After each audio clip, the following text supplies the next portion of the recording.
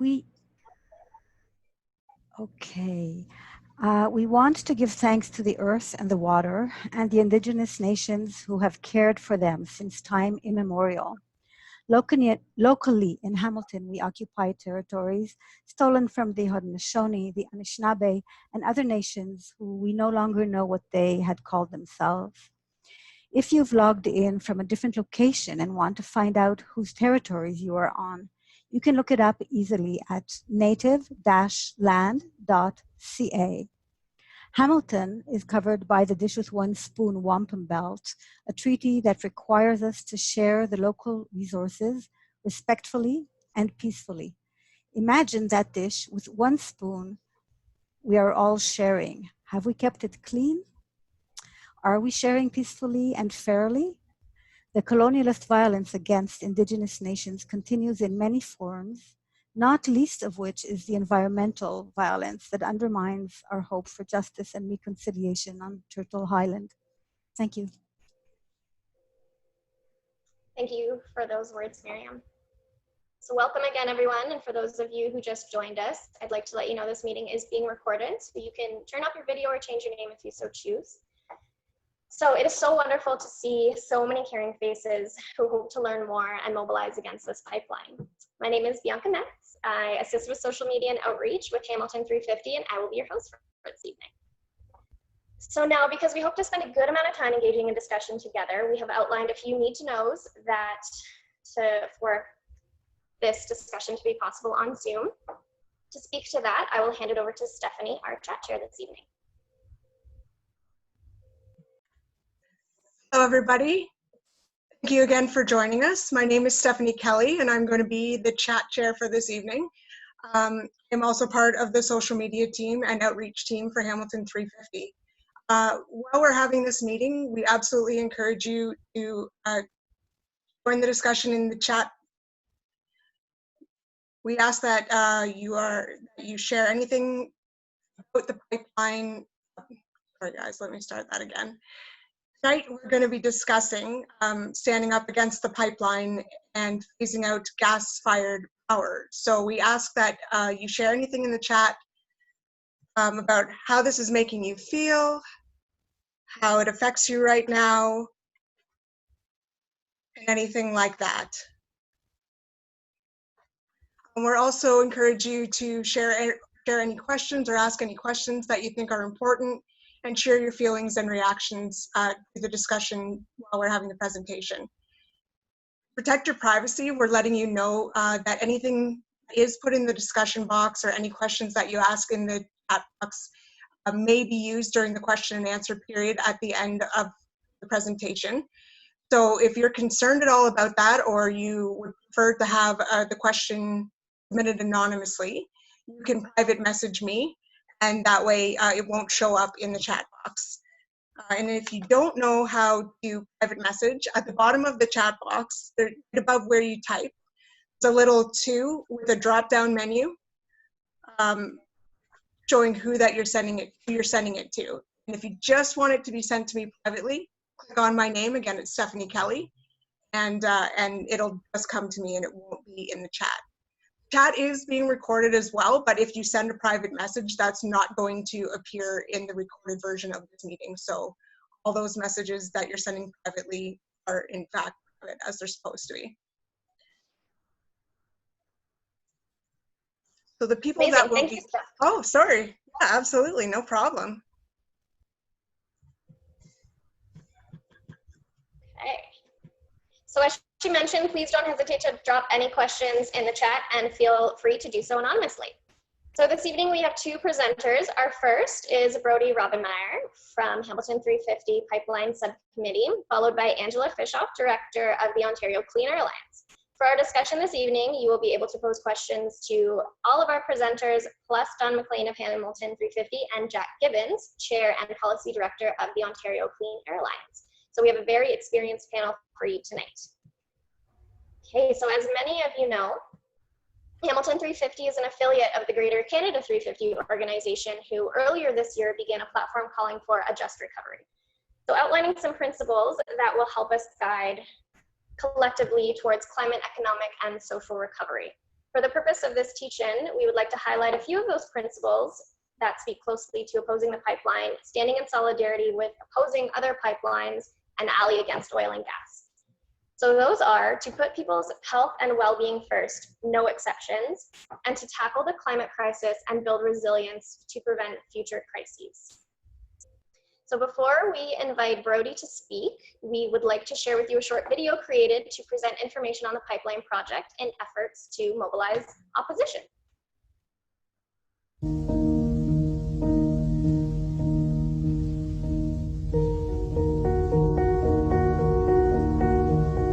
Enbridge is proposing a fracked gas pipeline that will be 48 inches in diameter and 10 kilometers long.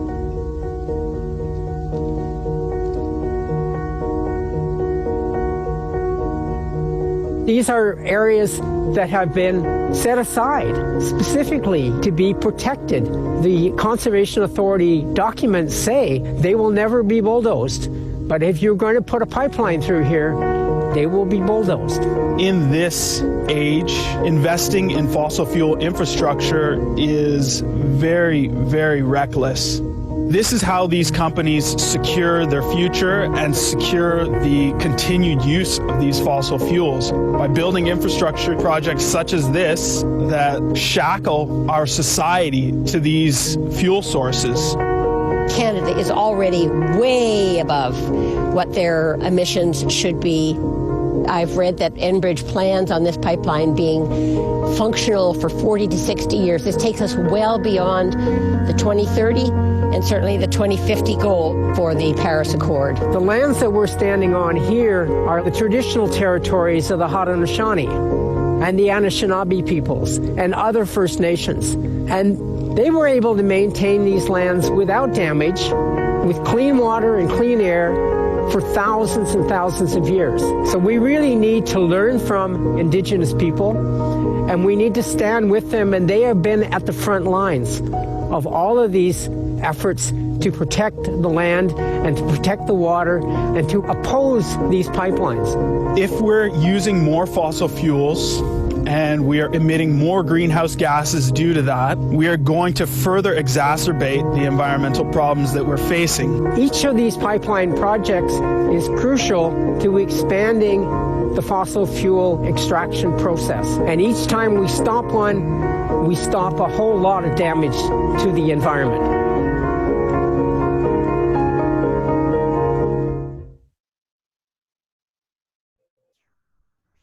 Thank you for watching, everyone. Some pretty powerful stuff there. So now we will get into our presentation portion of this evening. Brody Rabenmeyer is up first, and he is a collaborator with Hamilton 350, Ocean Bridge, Environment Hamilton, and Climate Reality. Brody, the floor is yours. Hi, good evening, everyone. I just wanted to once again say thank you and extend my thanks for you spending some time here with all of us and trying to educate yourself more on these issues, and to express my appreciation for the opportunity to speak with all of you and to be here in this moment, sort of recognizing those who've come before us and those who will come after us. I think that's something I'm going to try to keep in mind as I talk, and do my best to be clear and honest with all of you. As you can see on the slides, this is just a sort of very basic map of some of the flows of gas that we see with this pipeline project. It is 10 kilometers long, and it is proposed to go through the Beverly Swamp area, wetlands here in Hamilton, and in the watershed going into Princess Point and Coots kind of area. The flow of gas that's going to be going through this pipeline, it seems like it could very well be coming from the Marcellus Shale, and I believe the Utica Shale possibly as well, which is sort of in that Pennsylvania area that we see some of the arrows originating from on the map. Now, there's been a lot of opposition in New York State to further pipeline expansions for fossil fuels. And this is one of the things that we see as possibly a reason that Enbridge is trying to come through Southern Ontario is they face stiff opposition there. And this is sort of kind of a tactic just to get around that objection. So they have access to these New England markets, more so at least. When questioned about this, representatives of Enbridge have said things that weren't always in line with each other. So some have said that very likely it's going to be coming from this these shale deposits, and others have said, you know, well, it is part of a continent-wide natural gas grid, so it could be coming from anywhere theoretically. And I think that is maybe some of the challenge as well with this, is that once this infrastructure is in, it bolsters the whole network. It's a bottleneck in their grid. So this is something that has very large ramifications. And I would say, I think what will become clear, hopefully, through the presentations this evening, and as we talk about this a bit more, is that this is much more than just a 10-kilometer run, a 48-inch diameter pipeline. It represents more than that, and the impacts from it are larger than that. And the things that have led to it are as well. So in the bottom of the slide, we see some information about the route. So Spencer's Creek, Bronte Creek, and these other sort of wetlands. We know that it runs through some farmland as well. And this is where I think I should maybe just quickly speak about the timeline from more of our Hamilton 350 sort of local involvement in this. So months ago, last year, we were made aware of some of the public sort of hearings or public outreach that Enbridge was doing with regards to this pipeline. And so we had representatives there at this meeting and finding out information from Enbridge reps, what exactly this pipeline was about, where it was supposed to be, what it represented to them and their kind of operations and management. I was there, I spoke with an Enbridge rep for about 2 hours, let's say.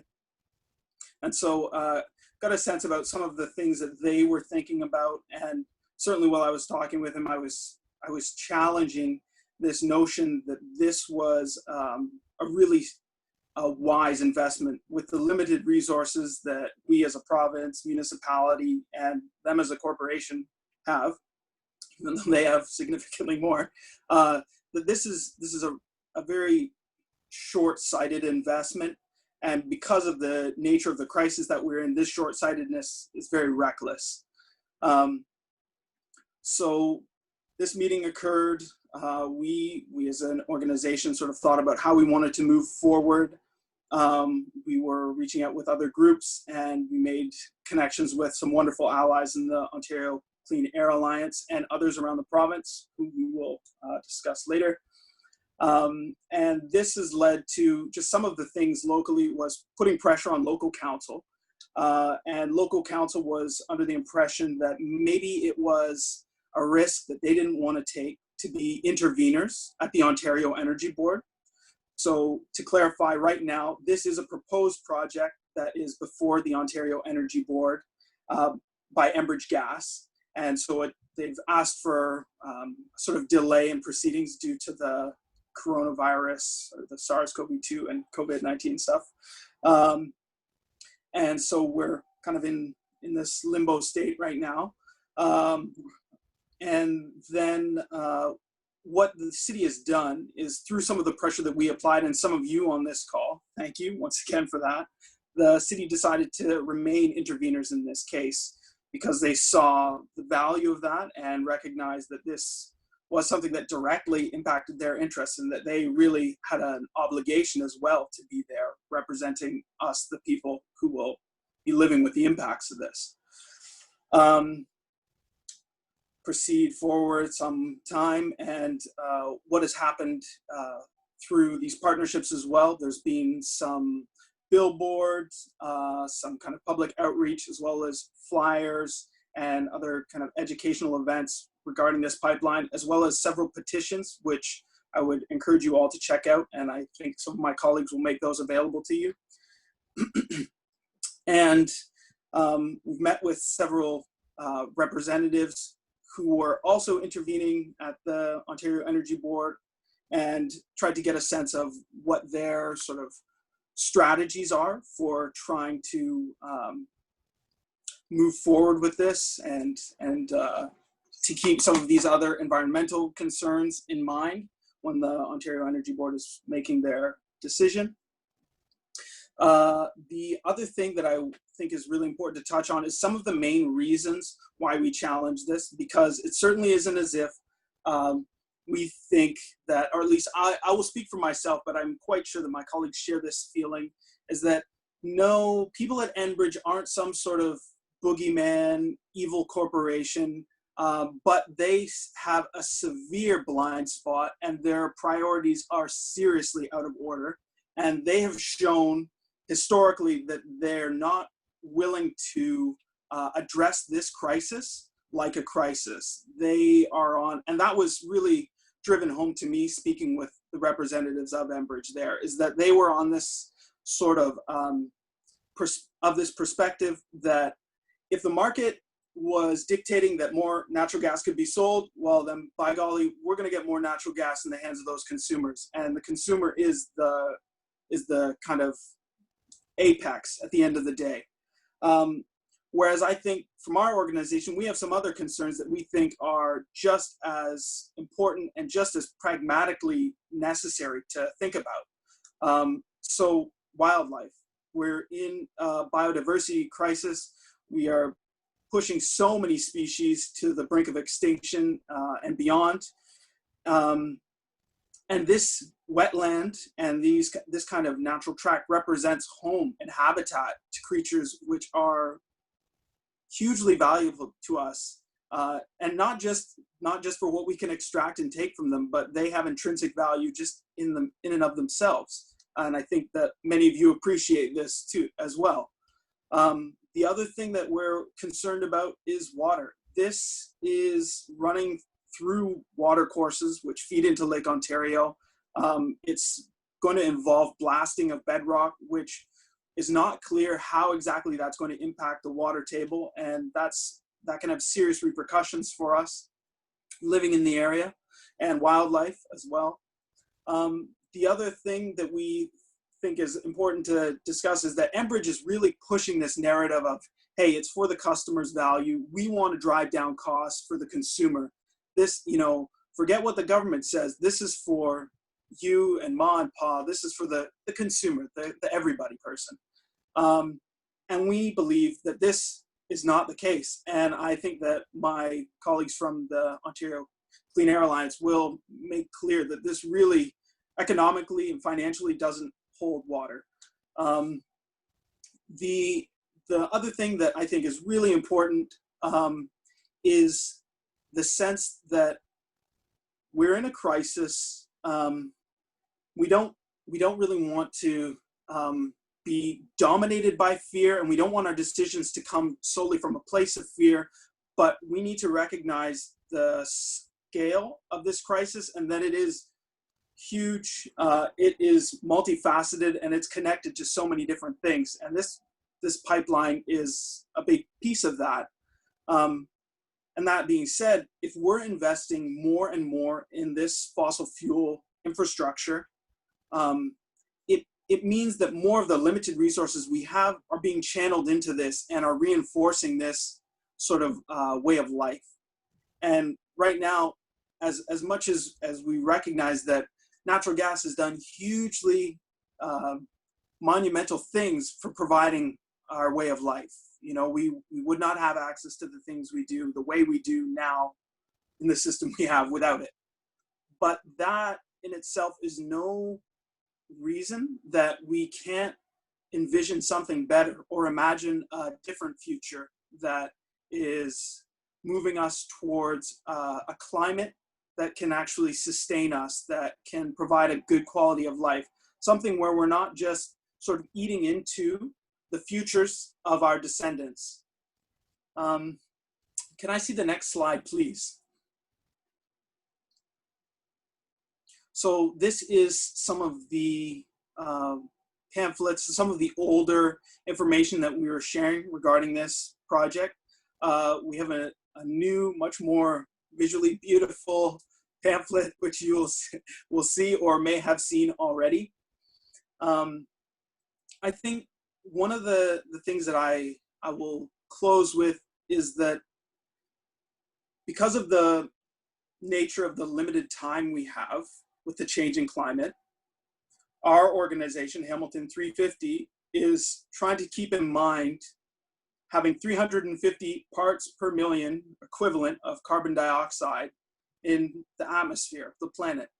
Right now, I believe we're sitting somewhere around 415. We're starting to see some of the effects of more extreme and more regular extreme weather events. And this trend doesn't seem to be changing so far. Obviously, I am not trying to paint myself as some sort of expert, but from the scientists who I have spoken with, it is something that they are extremely concerned about. This is something that they lose sleep over. And I think going back to this idea of we don't really want to, I don't want my friends to, and I don't want you to have to live your life in fear. I think it's really important that we live our lives with an acknowledgement or appreciation of reality. And I think that appreciation means that we recognize we're connected to the living systems around us. We can't just keep pumping fossil fuels into the atmosphere. We drastically and urgently need to change course with that and how we're providing our energy for ourselves. So in our reimaginings for the future, clearly social justice plays a huge role in all of this, and it is connected to all of this. I'm not aware of all the ways in which it's connected, but I've seen some of them. It's important, I believe, that we keep those sort of things in mind when imagining a future that is more circular, more regenerative, more sustainable. I mean, there's so many different words or adjectives that I could use to paint a picture of this future. But I think just that sort of sentiment is something that each of us tries to spread, or really, if you aren't, it would really, really be appreciated if you would. And I think I would love to have any of you join us in that kind of journey towards transition, towards more equity, towards a future that gives us a really good feeling rather than a sort of pit in our stomachs, maybe. Yeah. So thank you for your time. That's it. Oh my goodness, thank you so much, Brody. It's always so wonderful to hear you speak so passionately about the things that you can find. Speak passionately about the things that matter to you, that matter to us, and it speaks so much to see how many people are here tonight and the efforts everyone is taking to oppose this and all the mobilization that is happening. And I think, yeah, I agree that on behalf of this group, it's so wonderful to see that we want to protect our natural world and we can coexist with nature and not steal from it. And so everything you said is so great. And I really hope that everyone kind of gets a better idea of exactly what is going on with the pipeline proposal. And to kind of segue into our next presenter, I will introduce Angela now. So our next presenter, Angela Fishoff. Angela is the director of the Ontario Clean Air Alliance. The OCAA was formed in 1997 to call for a coal phase out. After winning that campaign, they turned their attention to moving Ontario into a 100% renewable future, which would necessitate phasing out Ontario nuclear reactors and gas-fired power plants. As mentioned, Jack Gibbons, Chair and Policy Director of the Ontario Clean Air Alliance, is also online. Hello, Jack. And he'll be available to answer questions during the Q&A. Angela and Jack, thank you so much for being here and for all you're doing in this fight. So Angela, take it away.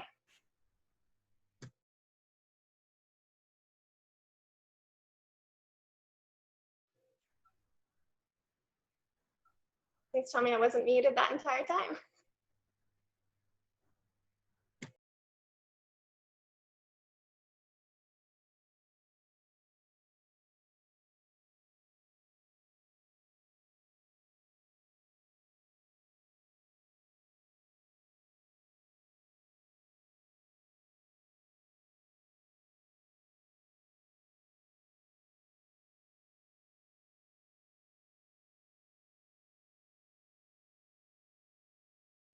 Angela, you are on mute. Thank you. Okay, we got on board with Hamilton 350 to talk about the Hamilton pipeline, and that's where we first got involved in this campaign. But then we turned our attention to all of Ontario and phasing out Ontario's gas-fired power plants altogether. So that's what I'm going to address more of today. So with this slide, you'll see our emissions in Ontario, our historic and forecast greenhouse gas emissions. And around 2005, we had about 35 million tons of carbon from the electricity sector. So this is specific to the electricity sector. And the Liberal government at the time began to phase out or close our coal plants, our large coal-fired power plants, one after the other, finishing that process in 2014. And at the same time, they began phasing out our natural gas plants. I should say gas plants. I don't like to call them natural gas plants because, I mean, everything in the world, I guess, is natural, all oil, gas, everything. But in the case of gas, now about 80% of our gas is fracked. So it would be more accurate to call it fracked gas. So then you'll see around 2017, it started rising, and it's projected to rise to about 15 million tons by 2040. And I'll discuss why, but essentially that's due to bringing gas-fired power plants back online and canceling renewable energy projects and conservation programs. So what's behind our rising emissions, or what are we presuming is going to happen? I mean, we could choose instead to continue lowering emissions, which is what the Paris Accord is all about, and what our climate commitments are about, reducing emissions 30% by 2030. But instead, Ontario's emissions from the electricity sector are going to rise. And the presumptions there, the justification by the Ontario government is that electricity will rise 1% per year, and the Pickering nuclear station is scheduled to close in 2024, and they're planning on replacing that with gas-fired power plants. So those are the presumptions there. So let's look at what Ford government's electricity plan is all about, and it's quite different than the Wynne government's electricity plan.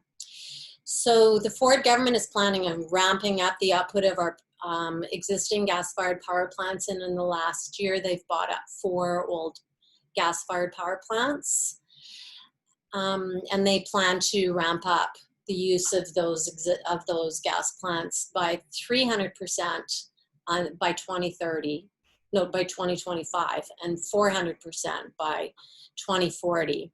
So that's a big shift in just the next 5 years, ramping up gas by 300%. And then they're planning on rebuilding 10 of Ontario's aging nuclear reactors. And that's expected to cost about $26 billion, and that's before cost overruns. So essentially they're rebuilding Darlington and Bruce nuclear stations. And then they're working with other provinces to design and build and research and roll out a fleet of small modular nuclear reactors, though they're not small and they're very high cost. And they still have no real long-term plans or short-term plans for the waste and potential accidents and potential for nuclear proliferation, etc. All those problems will still exist. And then they're also planning on upgrading Hydro One's transmission system to allow us to import more water power from Quebec through the Ottawa corridor. Though on the right-hand side, you'll see that they don't have any plans to make any deals with Quebec. So we don't know if they'll actually enable more imports from Quebec. Also, they've canceled all the conservation and water power and renewable energy contracts in Ontario. So they're canning conservation and renewables and ramping up nuclear and gas. And that brings us to the Hamilton pipeline. So part of the plan to ramp up gas in the province, because we don't have any gas in Ontario, so we currently are bringing it in from Western Canada, and some from the States. So they want to ramp that up. Enbridge is proposing building the new pipeline. And that the cost for that pipeline will exceed revenues by $120 million. So they're proposing to raise rates for Ontario gas consumers by $120 million. So we're paying for them to build this fracked gas pipeline. And as Brody mentioned, it's not only to ramp up gas from Ontario's gas plants, but it's also to bypass New York State, which has banned fracked gas transport through their state. So Enbridge wants to bring it up through Ontario and down through Quebec to the New England states. So Ontario residents are paying, are subsidizing the import and export of gas to the New England United States. So how can we stop the pipeline? There's two ways I think that we can do that. And what the Ontario Clean Air Alliance is focusing on is phasing out gas across the province. So we led the fight to phase out coal in the province starting in 1997. And we're using the same sort of campaign methods for the gas phase out that we used for the coal phase out. And I'll talk a little bit more about that coming up. But what we're proposing to replace gas with, so we're proposing 100% gas-fired power plant phase out by 2030 in replacement with conservation, water power imports from Quebec, and made in Ontario renewables. So that's one way we could stop the pipeline, phase out gas, don't need the pipeline. The other way is to pressure Enbridge. Instead of spending $204 million on this new pipeline, they could instead put that money into investing in conservation. And we know, and they know, that $1 invested in conservation yields between $5 and $16 in energy savings, so that they can reduce consumers' bills substantially by investing in conservation. So spending that $204 million instead of on the pipeline on conservation could lower customers' bills in Ontario by $1 to $3 billion. And we've done the modeling on that. So we've, as part of the gas phase out campaign, we know that we need to build public support. So that's our first goal, is reaching out, building public support. And part of that is getting groups to sign on and support the campaign. So with the coal phase out, we had over 90 groups, including a dozen municipalities that supported the coal phase out. Our goal here is to reach 100 groups. Right now we're at 34 groups. You can see all these groups, many whom you know, including Hamilton 350 and Environment Hamilton and lots of other, federal NGOs, business, Solar Share. So they've all signed on, and they're starting to push the messaging out to their supporters as well. So we're not alone in calling for this. This is, I had mentioned that we want to phase out gas with a combination of other electricity options. We're proposing 100% renewable electricity by 2030, and this is how we could do it. And these are our options. So if you look at this is the pricing of our various electricity options, and what we're proposing would be much lower cost than what the Ontario government is proposing. So our plan to move to a renewable future would actually lower electricity bills in the province substantially. So if you look at the far left, energy efficiency, on average, the IESO purchases electricity investments at about 1.7 cents to save a kilowatt hour of electricity. So that's on average how much they spend to save a kilowatt, as opposed to all the other options or supply options. So energy efficiency is our lowest cost and arguably lowest emission way of reducing our demand for electricity. And then moving up, Quebec Power, they're offering long-term contracts to us, or firm contracts at 5 cents a kilowatt hour, very low cost, compared to what we're paying for nuclear in Ontario right now at 9.5 cents. That's what we're paying. So for half the price, we could close Pickering, for example, replace it with water power imports from Quebec and save billions of dollars and reduce electricity bills across the province. Wind and solar, we paid in Ontario from 8 cents for wind and 15 cents for solar. That's what we paid in 2016. And since then, prices continue to nosedive. And Alberta, in the yellow box, you'll see Alberta is just recently last year bought wind and solar at 4 and 5 cents per kilowatt hour. So prices for renewables around the world are nosediving while prices for nuclear power are increasing.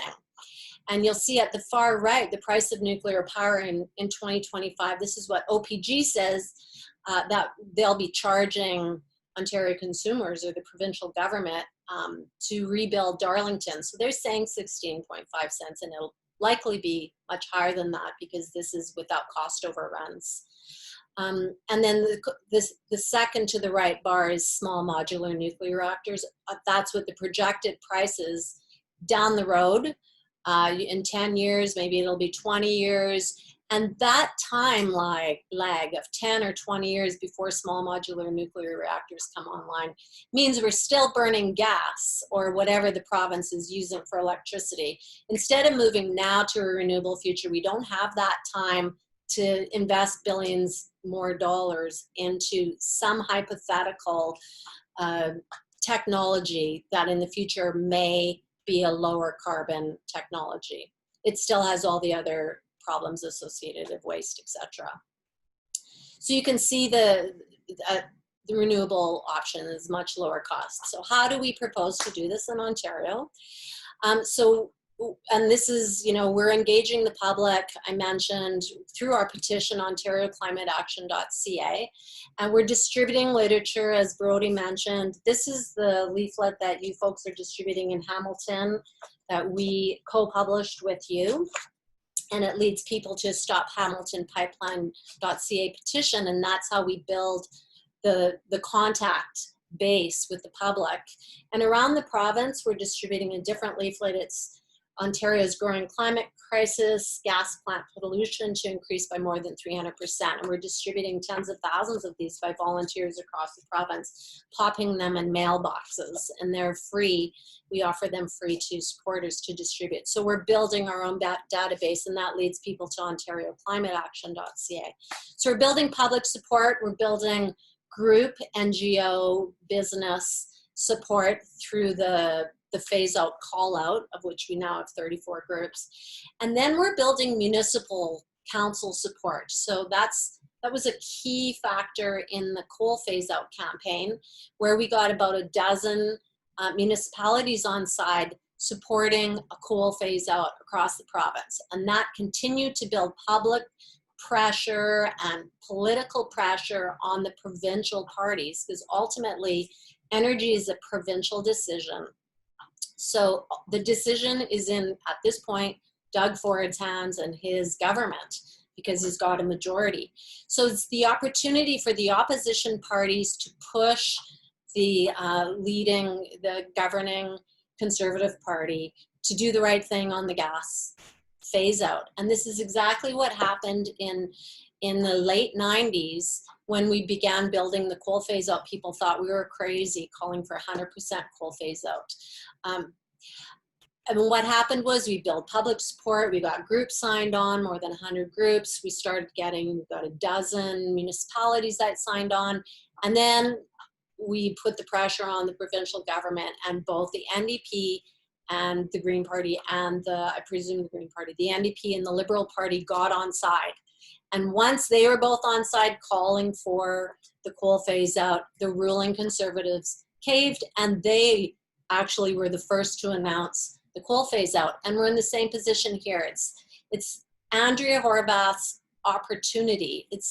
And the pipeline is in her riding. It's her opportunity to run with this campaign and make it a really important campaign for her constituents, because it includes the pipeline, but also to take climate leadership around the province. So we still haven't been able to meet with Andrea Horwath and her team. We've met and gotten support from many of the NDP MPPs however, in the Hamilton region, as well as the energy critic Peter Tabbins. So we know that many of the NDP are on side, but until we get Andrea on side and the party brass, I'm not sure, you know, that's what we really need. So that's one of the goals of engaging Environment Hamilton, Hamilton 350. You guys live there. I really think the pressure is to get your local municipality on side, passing a local resolution in support of a gas phase out that will put extra pressure on all of your local MPPs, and especially Andrea Horvath. You guys could be organizing rallies or just meetings, letter writing campaigns, put the pressure on the leader of the NDP party. She could show leadership on this campaign. And yeah, I'm happy to work with folks on the Hamilton campaign, on the gas phase out campaign. We're colleagues. Let's do this together. If you haven't already, please sign OntarioClimateAction.ca, and that's our petition. Then you will get our regular updates about the gas phase out. Thank you very much. Thank you, Angela. That was such a powerful presentation. Thank you for everything that you're doing in the fight for a gas phase out. The greatest thing about the coal phase out is that there's the precedent. So we know that this is possible. And I love that you spend so much time at the end encouraging the mobilization, public support, group support, municipality support, getting our city councilors on side. That is truly what us as individuals can do to make this happen. Our choices matter so much. And so for everyone here, I think that message really came through. So thank you so much for everything. Thank you. So to move forward, we're going to get into our Q&A quite shortly, but we just have a couple other things to kind of wrap up here. So our hope for this teach-in is to engage people who want a fossil-free electricity supply in Ontario. So key pieces include stopping the Fracked gas pipeline across Hamilton, phasing out the use of natural gas to generate electricity by no later than 2030. And to advance that goal, we want residents to press provincial politicians, party leaders, local MPPs, plus municipal councils to publicly support the phase out. So, I mean, we couldn't have said it better. We emulate everything that you said, Angela. My apologies. Thank you so much. So we're going to get into our Q&A portion. We will pop in the chat all of the local resources for you to click on. The links should be active, and all of these links will also be sent out in an email follow-up. So you can head there, head to the Ontario Clean Air Alliance, and follow their avenues as well that Andrea spoke to. And Angela, my fault. And continuing on. So I'm going to hand it over to Steph now because we're getting into the Q&A. So Steph, the floor is yours.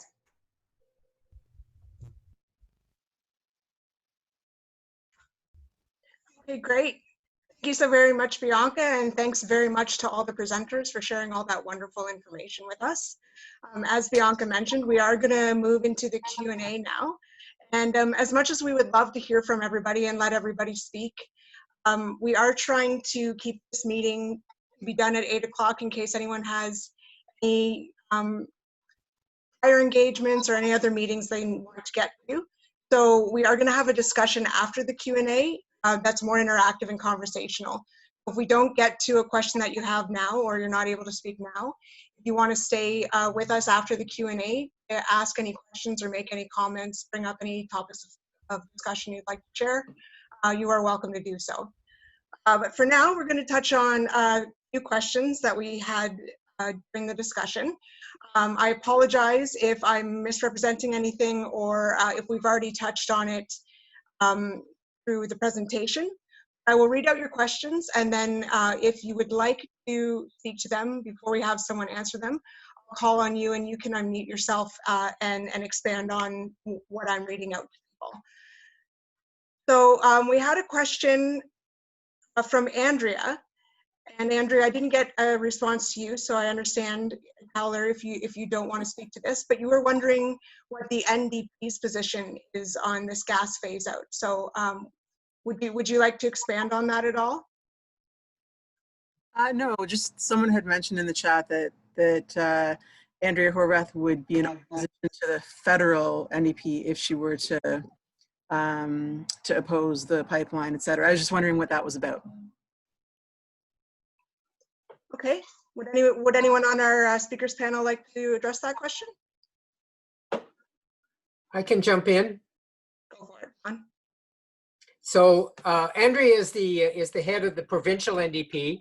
It's the province that has to make the decision to phase out gas. So her voice is very important. We have heard, as Angela mentioned, from some of the members of her caucus, members of the legislature who are NDP. We've also heard strongly from Mike Schreiner, the leader of the Green Party in Ontario. But we haven't actually heard formally yet from the NDP as a party. And that will be important. It will be important for Andrea, as the leader of the opposition in the legislature, to speak out and speak strongly for a phase out of gas. So that's one of the reasons we want you to contact her if you have any possibilities to do that. It's one of the people that we are trying to contact as well. And the federal government doesn't have a specific role in this gas phase out. Although they also certainly have a role in what happens to our climate policy in Canada. And talking to them is always a useful thing if you are concerned about and want to see a planet that remains livable. Great. Would anyone else on the panel like to speak to that question at all before we move on to another one? Move on. Moving on? Okay. Beautiful. We have a question from Jana Kay, and I apologize if I pronounced that incorrectly, Jana Kay. She's wondering if anyone knows about any protests or rallies going on soon that we can, attend, proper social distancing and all that stuff. That's me saying that, not her. Would anyone like to speak to that? Angela, you want to take that? Yeah, Angela. I could say something. The kids that are organizing the Fridays for Future rallies in Toronto, they're the strongest Fridays for Future group in Canada. And they're organizing the end of September, a week of actions for the climate. Remember they did it last year and they had really big rallies. And so in the last 6 months, well, with the lockdown, they've had to cancel all of those weekly rallies and monthly really big rallies. Anyways, they're planning at the last week of September to organize a week of events. And they suggested that one of the events, that one of the days should be a gas day. So all the groups that are supporting the gas phase out, if everything's still on lockdown, maybe we can just hold some webinars or some rally and maybe a big online rally and have a whole bunch of different people speak about different issues and try to get, 1,000 people online. Climate Fast and Fridays for Future have held online rallies where they've had 1,000 people. So anyways, that's just the only thing that comes to mind. Everything's, on hold besides that, but I can imagine a big gas day at the end of September as part of this week of action for the climate. And then the only other thing is distribution of literature. So getting the word out to the public, like lots of people have lots of time on their hands right now. And if we can provide them with leaflets, like I don't know how you guys have done, Dawn, you had 20,000 leaflets that you were distributing in Hamilton. Have you managed to distribute all those? We're likewise, we've distributed, of the gas ones, we've distributed about 23,000 so far. So we're kind of on par with you guys, but that's around the whole province. Yeah, we've done, out of the hands of the person holding these leaflets, about 13,000 are in the hands of volunteers who are committed to distributing them, and at least half of those are already in people's mailboxes. and getting in touch with Hamilton 350. We can certainly use more volunteers. We're going to be doing some blitz days that we can put a number of people together to cover areas that we want to get covered. There is a billboard also up in Hamilton on King Street. We were fortunate to book that billboard back in March, and with the pandemic and the economic repercussions, nobody else has tried to take that billboard. So I think we just paid 1 month, but we've had 4 or 5 so far. So you can watch for that on King Street East. But lots of flyers available. And in terms of going to a rally, we think that the leader of the NDP, Andrea Horwath, is likely a supporter, but hasn't actually said so. So at this point, we want to encourage her. We don't want to protest against her, and we don't want to protest against Stephen Del Duca at the Liberals either. We want them to take action in favor. We're not looking for situations of pushing people into corners, but we would like them to take action. And you can do that. There's through the petition, you can actually get patched into phone lines and call all the leaders of the provincial parties. And I think that's a very effective method of working on this. And lots of us here in Hamilton know Andrea personally or are in her riding, and we can certainly contact her.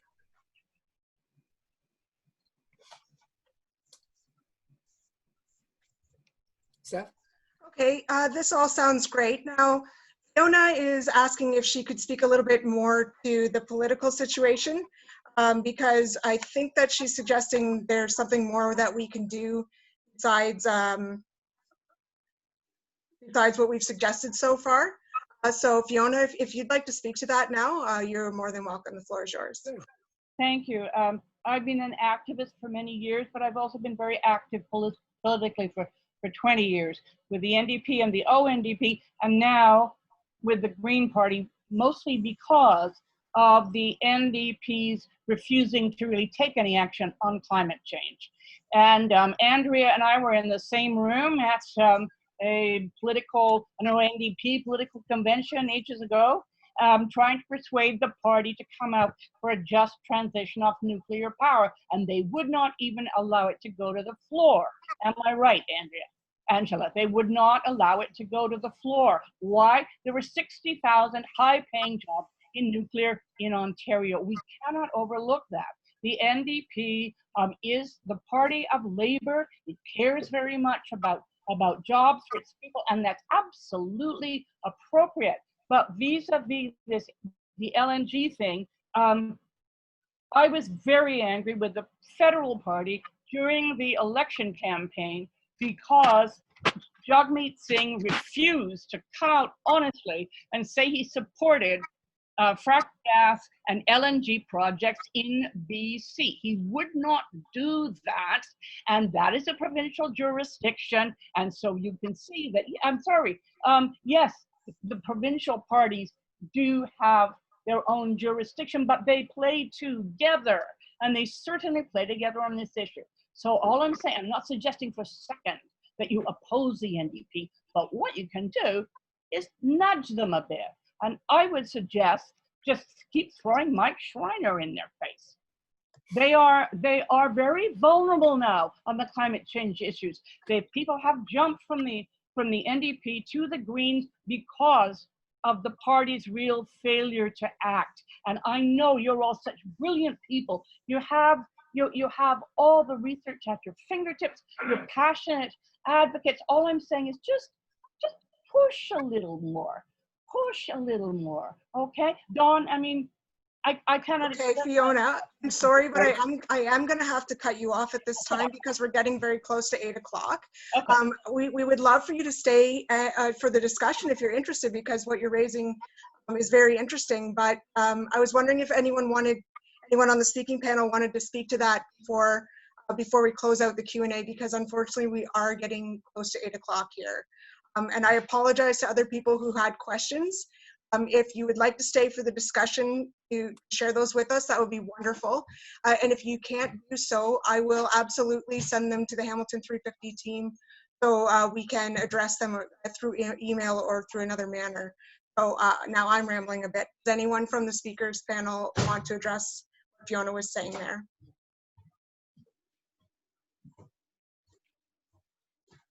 Yes. I appreciate, Fiona, your angle that it's got to be political, and the Green Party has come out in support of the gas phase out, and they challenged the other parties to get on board, and none of the other parties did. And Gary Brown, who's also on the call, he suggested we should go to the NDP convention with a really solid motion, trying to get constituency organizations across the province to sign on to it and bring it to the floor, so that when it comes to the floor, like when our anti-nuclear stuff came to the floor in the past, we didn't have enough grassroots support in communities across the province. So when it came to the floor, we got voted down. But if we're more organized, we can get dozens of constituencies across the province to support our draft resolution, and we'll bring it to the floor, and let's just aim to push the NDP from the grassroots up. I suppose we could do the same thing with the Liberals, though I've never actually, I'm not sure how that process works with the Liberals, but it's probably not dissimilar. Anybody wants to work on that? Let me add a little bit to that, because it's not just a matter of getting the provincial parties online. Certainly that's what we want to happen. It's a matter of also getting the public understanding what's going on and understanding the threat to clean electricity in this province. We put a whole lot of effort into getting the coal-fired plant shut down. It was an enormous accomplishment, and all plaudits to Ontario Clean Air Alliance for leading that fight.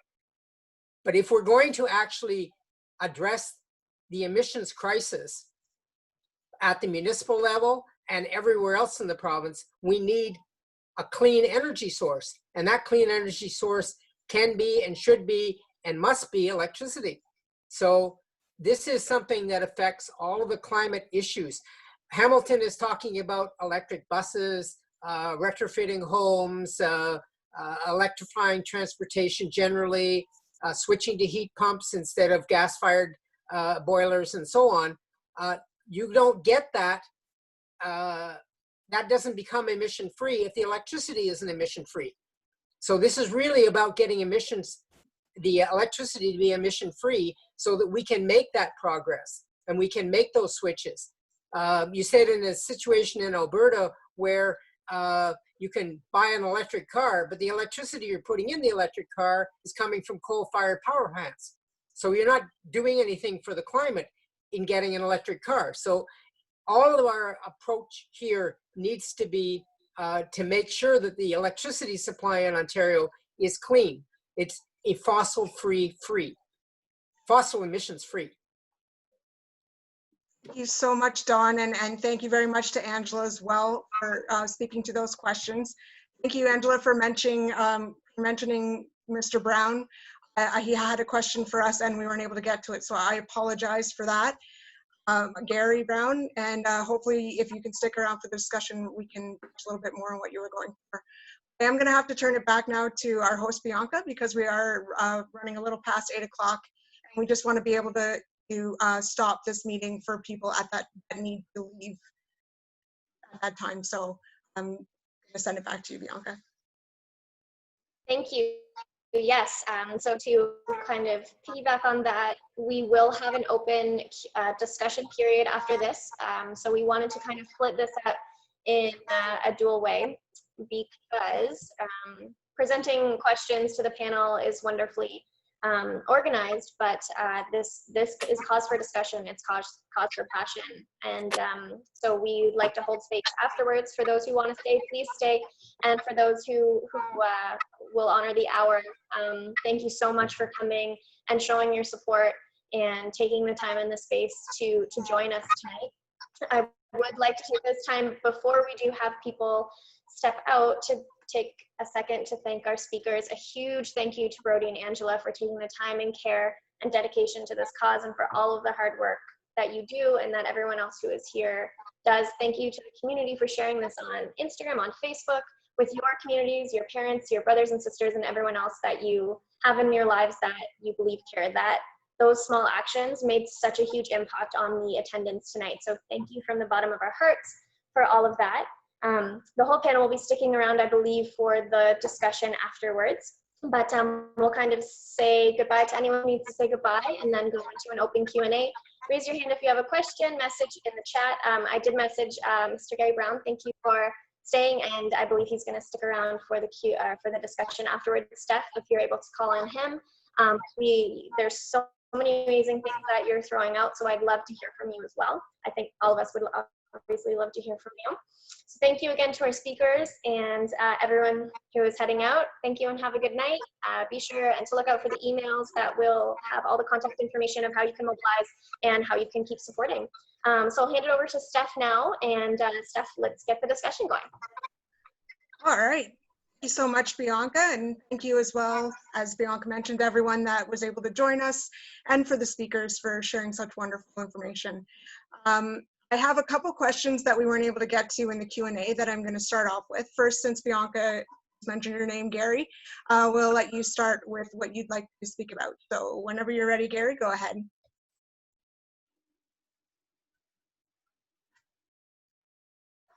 You have to unmute yourself. There we go. He's clicking on the microphone doesn't work. You actually have to hit the unmute button. Right. I don't have a lot to say. Angela really covered a lot of what I had to say about Andrea Horwath. I mean, this is her backyard. And I think we need to apply some political pressure here. And it's not going to come from the top down of the provincial NDP, because it never has. We got the fracking ban was passed by a couple of individuals here from the Council of Canadians who brought the motion to the floor, and we had broad support. And I think that's the way it's going to have to be. We don't even need to tell them it's coming. We may just need to introduce a motion for a floor saying, if we already have a fracking ban, how is this not an extension of that plan? That if we're not going to do it, we shouldn't be importing somebody else's problem, so to speak. Yeah. Very, very good points. Would anyone like to speak to that? Got to see if we've got any hands raised. Got a lot of people here, so.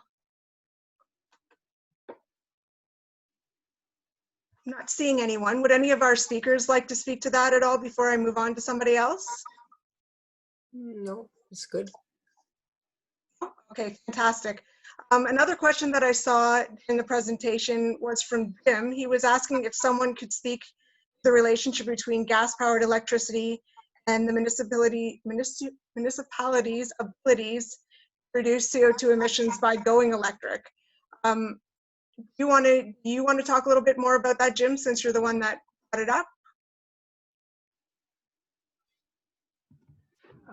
I don't know that I really need to. I think that was the last point that Don made, and I think it's a really important point, and it's very central to this whole issue. We're fighting a natural gas, well, a fracked gas pipeline, and we're trying to reduce the use of natural gas in producing electricity. And if we can't do that, if using electricity was producing more CO2 emissions because we're using gas to produce that electricity, then we're hampering corporations as well as our municipalities in doing anything about the climate crisis. They can't go electric because, as Don said, using electricity that's powered by natural gas is releasing CO2 emissions and causing climate change. That was, I think that's already been covered, so I'll leave it at that. I thought he had done a very good job of covering it as well, but I just wanted to make sure that there wasn't anything more that you wanted to bring to the table. So thanks for your comments there. Is there anyone else that would like to make a comment on anything that's been raised so far, or bring up a new topic of conversation? I'm trying to keep up with all the hands, or see if there are any hands. There's so many people that have stuck behind, so we really appreciate that. I do see now, sorry, that I've got Jenna K. Again, I apologize if I'm pronouncing that wrong. And Fiona's hands up. So we'll take it over to you, Jenna K. and follow up with Fiona. Hi, it's Yonica. I am just wondering, like I'm so new to this sort of like environmental activism and stuff like that. It's just been a very intimidating thing for me to get into because I just feel so lack of, like I feel like I have such a lack of knowledge, and so it's kind of like I've taken my time, and this is my first meeting actually about activism, and so I just feel very uneducated, and I want to reach out to Andrea, and call her or send an email or something like that, but I have no idea what to say. I don't want to just call and say, hey, I don't like this. You know, I feel like I'm gonna call and sound stupid. I wanna at least say something that's gonna sound like I know what I'm talking about, and sound like, you know, like what I'm saying makes sense, and that, you know, they want to listen to me and not just ignore me because I'm just an uneducated person being mad that that things are happening to the environment, you know?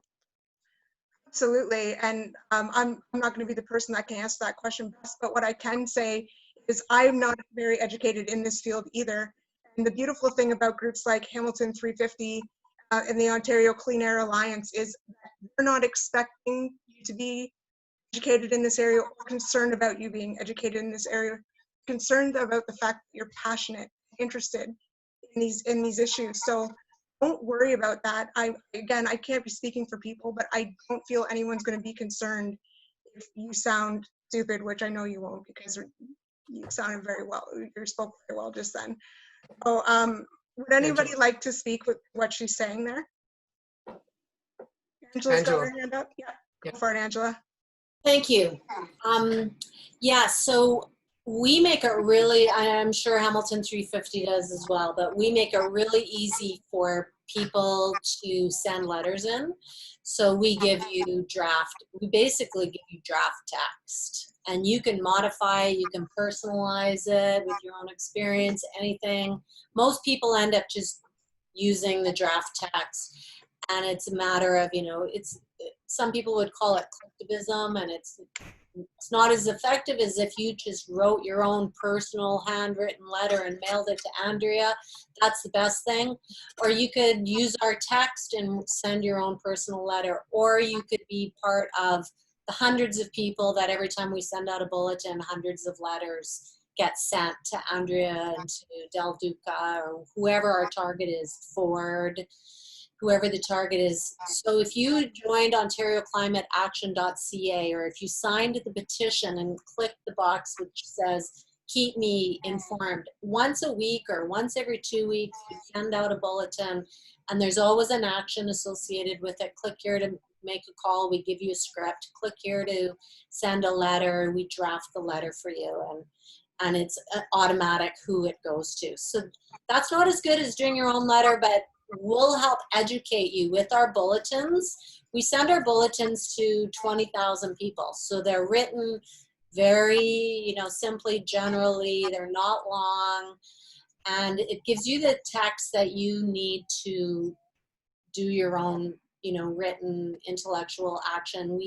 You can post stuff on Facebook. We use social media. I saw someone in the chat asked about social media. We actually spend money on social, like Facebook and Twitter.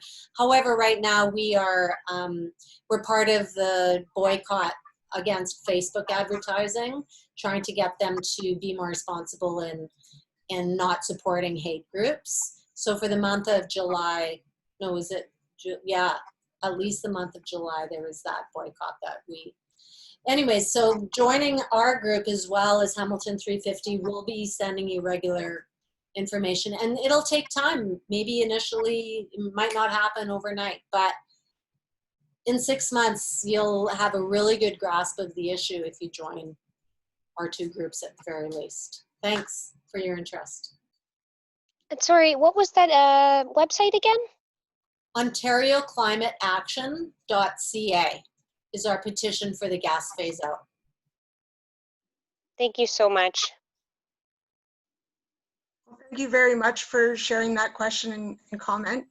I did say that Fiona could go next, but I am seeing that I missed a question during the Q&A. So after Fiona, I'm going to come over to Emily. Emily, if you're comfortable speaking. to ask your question about upstreaming and downstreaming. Which honestly, I don't know what that is. So there you go. We're not all educated in these things. So Fiona, I'm going to turn it over to you now, and then I'll check in with Emily, see if she's comfortable. I was just wondering if there's a way that we can have a little more of a campaign between the excellent work that's being done by Hamilton 350 and Angela. I'm thinking that I totally am sympathetic to Janica, because I think most people in my part of Ontario, which is Niagara, think, well, of course we have to go to Enbridge for a national gas. There is no alternative. I mean, I think for the ordinary person, we really have to start right there and link, in the first place, the people who are trying to pretend that natural gas is not a fossil fuel, they have had very good reach. I hear that all the time. Oh, it's safe. It's a good bridging fuel. Because we need to get rid of that myth first. And if there's some way that just ordinary people out here could, say, be equipped to make a presentation at our city council, because there are other people who are listening to those, on Zoom. I realize the lockdown is problematic, but it's just trying to get the conversation a bit broader among regular Ontarians. Yeah, good point. Would anyone like to speak to that at all? I've got a couple hands up here that I think I missed. So before I just check in with them, does anyone want to speak to that before we move on? Yeah, I can jump in again to on a couple of things there. I think that you're raising an important point. The campaign that we're involved in right now is to get the province's electricity system off gas. That's a simple and straightforward one, and there's an easy alternative and a much less expensive alternative, as Angela has explained. Getting off gas is also critical for addressing the climate crisis and getting us out of fossil fuels. That's a little more complex, but there are alternatives out there. And certainly the first one is conservation and reducing the amount of energy we're using generally. But in addition to that, there are things like heat pumps that you can replace gas heat with an electric mechanism, one that's handled by electricity, as long as that electricity system is clean. So the sort of critical underpiece here is that the electricity system needs to be fossil free. And then you've got something that you can turn to and say, okay, now we've got another way of doing what we need to do in terms of heating our homes or cooling our homes. We can do it with electricity. One of the pieces that I think is also important to understand about this pipeline, it's really helpful for us at Hamilton 350, who've been working on this pipeline project for quite a while, as Brody explained, to be hooked up into this gas phase out. Because when Enbridge made their application to expand their pipeline system and build this brand new pipeline through the Beverly Swamp and Flamborough area in rural Hamilton, they gave two reasons as justification for why they needed to expand their pipeline system. One of them, Brody went into in some detail, which is they want to transport gas from Pennsylvania over through Sarnia, west and north, and then across Ontario and back down into the New England states, because New York has blocked any fracked gas pipelines going into New England and into New York. The other one is that they assume that the province is going to be demanding more electricity from the for the production of electricity. So if we stop that, if we succeed in the goals that the Ontario Clean Air Alliance is leading us in, to stop the use of gas for electricity, eliminate the amount that's being used now, phase it out entirely by 2030, that undercuts the other major reason why the Enbridge is arguing they need a pipeline. And it makes the pipeline more likely to be simply uneconomic for Enbridge. The more reduction in gas use that we can get, even if it's not total elimination from homes and businesses, we can still undermine the argument for why they need a pipeline, and we can undermine even their logic in terms of they want to make money off this. If the gas demand isn't there, then they're not going to make any money off it. It no longer becomes sensible for them to proceed. So all of these are parts of a complex process. So fighting against the use of gas in the provincial electricity system is a crucial part of fighting against the pipeline at Hamilton. Awesome. Thank you very much, Don. Now, I did speak about Emily, but I've seen Harold's had his hand up for a while, and a couple of people have brought my attention to that. So, Harold, is what you have to say about this specifically, or did you have a new topic that you'd like to bring up? I'm raising a point of information. First of all, I greatly appreciate all that's been said about the necessity of moving away from fossil fuels and electricity production. So I agree entirely, but I'm confused as a matter of information about the pipeline. We're talking about a 10-kilometer pipeline, but then the red arrows on the map show it going all the way from Pennsylvania through Michigan, Ontario, and round back around in New York. It's obviously a huge process. This little 10-kilometer thing, if we were successful in stopping that, does it stop the whole process? That's a very good point. I was going to say, Don, do you want to speak to that? But I shouldn't say it that way. I'll give Brody a first shot at it if you want to take it. Yeah, that's where I was going to go. I think the short answer is no, it doesn't stop that. So they could do it another way. Sorry? They might do it another way and avoid this particular 10 kilometers. Is that what you're saying? Yeah, and I mean, a lot of this route, they could do it the same way. They would just have slightly less capacity. So this is part of what they're trying to do. And I think this really ties in with why we want to have a larger discussion or push in terms of where we're getting our energy from, what kind of energy we're using in what form, because I think has been said this evening already is that really simply we cannot keep combusting things and allowing the products to drift off into the atmosphere, all the greenhouse gases. We can't continue to do that without some serious repercussions. And with trying to shift that energy use and production, I think this also ties in really quickly with what Yannicka was saying. I apologize if I didn't pronounce that correctly. And just this, you know, you had mentioned how you were unsure of what to say, and this is so new to you. I think that sentiment is something that clearly you're not alone in that sentiment. But there's also a ton of people who aren't really sure what's going on, but they feel really strongly and they aren't willing to listen to other people's opinions or information.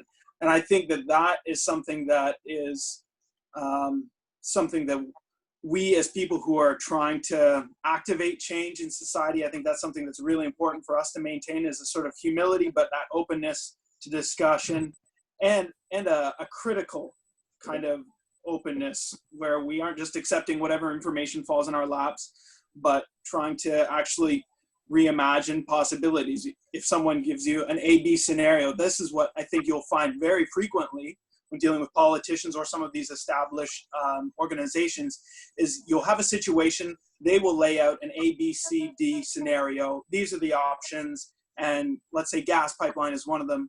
But, if you take a moment to reflect, it really isn't necessarily an A, B, C, or D. Maybe there's an E or an F, or just fundamentally the way they're viewing the situation is flawed. So, for instance, we need to have more energy. We don't have enough natural gas access, and so we need to keep pumping that up. What about how much energy can we stop using? How much energy can we conserve?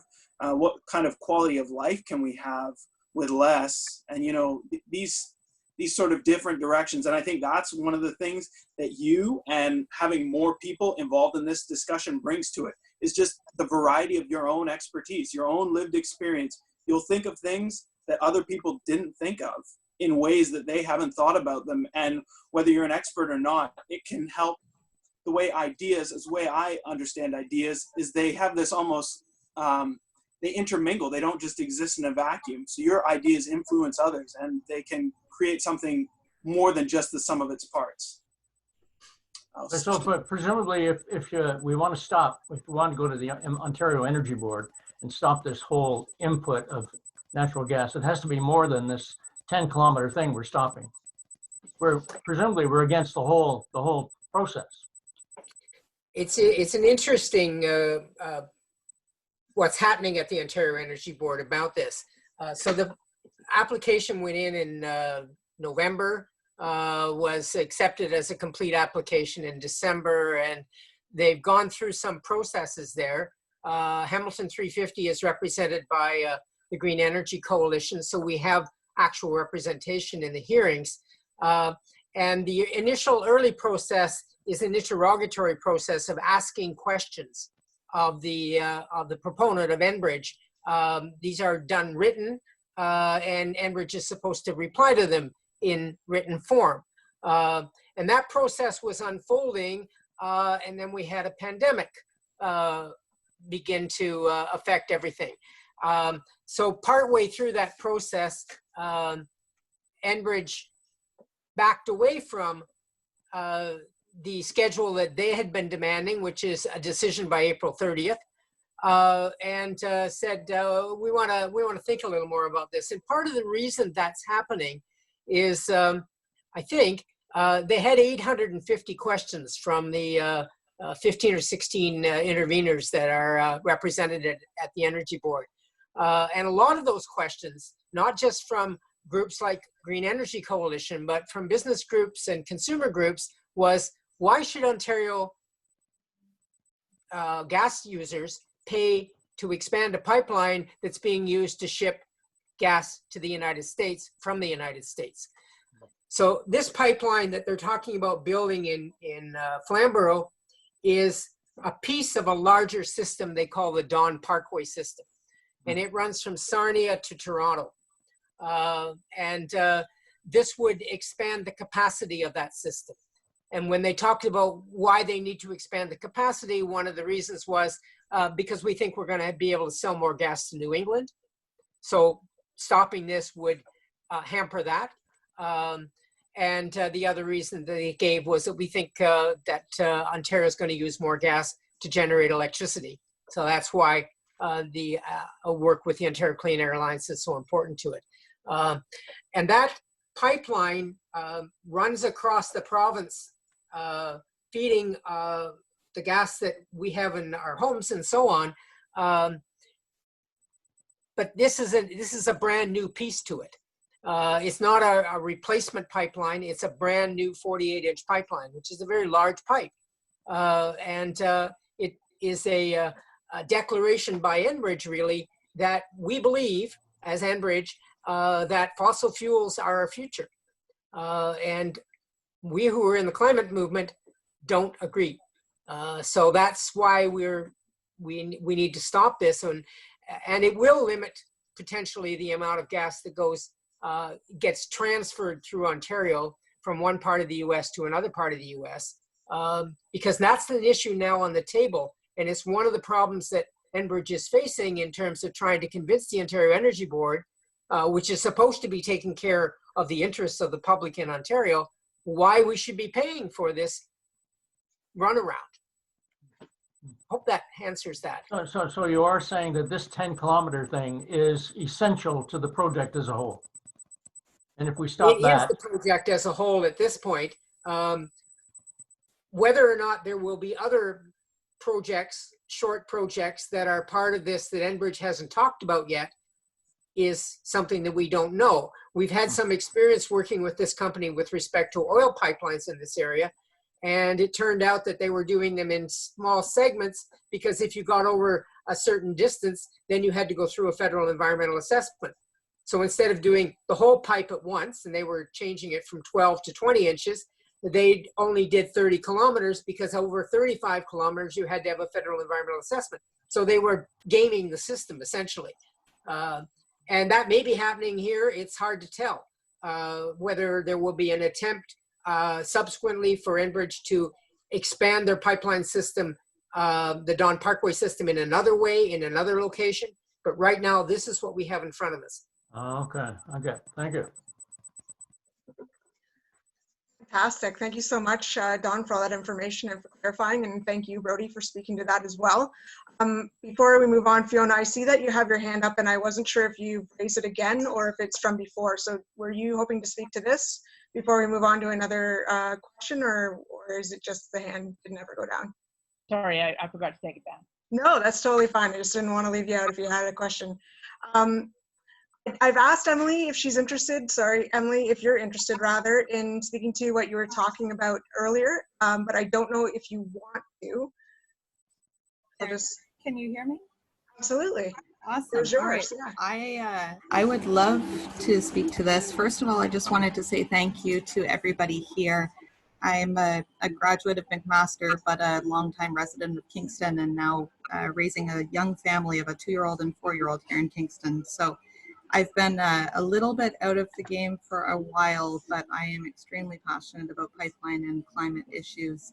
I first got my start with Line 9 Communities, which was a website that I created to map and share the entire Enbridge Line 9 oil pipeline across Ontario, and then went on to do some work opposing the Line 10 and Line 11 expansions and the Westover station there. So my question is specifically about whether upstream and downstream emissions are being considered by the Ontario Energy Board when reviewing this project. I mentioned that because we were successful fighting Energy East for several years and successful in getting the list of issues under the National Energy Board to include upstream and downstream greenhouse gas emissions. I'm very familiar with the piecemealing that Enbridge has done in the past. I'm also familiar with union gas expansions that have happened in the past in extremely large diameter pipelines across the province. Here in Kingston, union gas has just recently been taken over by Enbridge. And again, in my trying to change diapers and having children all the time, I'm not sure, I'm assuming that has happened all across the province, but I don't know that for fact. So I'm just concerned that, again, Union Gas already expanded a large portion of their gas pipelines. And interestingly enough, here in Kingston, the first city in Ontario to declare a climate emergency, we have an Enbridge representative sitting on our climate change adaptation team in the city. I literally came across that last night at about midnight and couldn't sleep for a few hours. So yeah, I'm really passionate about this stuff. And I'm just wondering if there may be something there with the emissions, whether upstream, downstream, if there's anybody on the panel that knows whether those are being considered. And I've got a lot of catching up to do, but I've also put in my email into the chat box and would love everybody to flood my inbox with tons of information to help me get caught up quickly on what is going on. I think that's it for now. So again, just thank you so much to everybody. I'm really excited to see so many passionate people fighting this kind of stuff again. Well, thank you so much for your comments there and for expanding on that. And I follow what you're saying now. I see Don had his hand up that I think he wants to speak to that one. So I'm going to let you go ahead there, Don.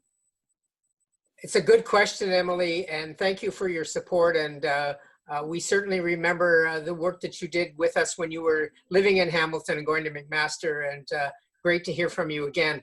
The first thing that we tried to do with the Ontario Energy Board hearings is convince the Ontario Energy Board to consider climate change as a part of their hearing process and part of their basis on which they might make a decision. So about 10 organizations in Hamilton wrote to them about that. The Clean Energy Coalition, the Environmental Defense, which is represented there, and others also tried to convince them that they should do this. The city of Hamilton wrote them a letter saying, we think you should be looking at climate change and we should be looking at upstream and downstream emissions that are associated with this pipeline. And what the Ontario Energy Board did is it heard so much from so many people. There were a lot of individuals wrote there as well. I think we're talking 150 people who wrote letters, that they decided that they would ask the interveners, do you think this is a good idea or not? So they had a little 2-week discussion, 10 days discussion, in which the Energy Board asked, should we include upstream and downstream emissions? Should we consider climate change? And then after that, they wrote a decision, which was, no, we're not going to include that. But it may have been significant that they actually had that public discussion, recognized that there was a lot of pressure being put on them to include those. So that may be something that we might be able to achieve at a future process through the Ontario Energy Board. For this hearing, we don't have it. So they, the official policy of the energy regulator in Ontario is energy has nothing to do with climate change. And that's pretty bizarre just to start with. But that's where we got on that. You'll recall, I'm sure, because you've been involved in the federal pipeline issues, that the National Energy Board also took the position that climate change had nothing to do with pipeline decisions. And after being battered over and over again, they changed that position. And in fact, they actually changed their name because they became so unpopular. So there's a path there that might be fruitful, and certainly we pursued it from our end. Thanks very much, Don. I've just got someone in the chat box asking, what are upstream and downstream emissions? So Emily or Don, would you just like to give us a bit of a definition for that, just so we understand sure what's going on here, what we're talking about? Two forms of, if I can speak to that a bit, I think. We know that when we burn gas, we get greenhouse gases. When we burn fossil fuels, we get greenhouse gases. So those are downstream emissions. They're the emissions that occur once the gas is at some point where it gets burned. The upstream emissions are how much emissions are emitted, how much greenhouse gases go into the atmosphere as a result of extracting and processing the gas. In this case, those are very substantial because this gas appears to be mainly coming from the Utica Shale fracking in Pennsylvania.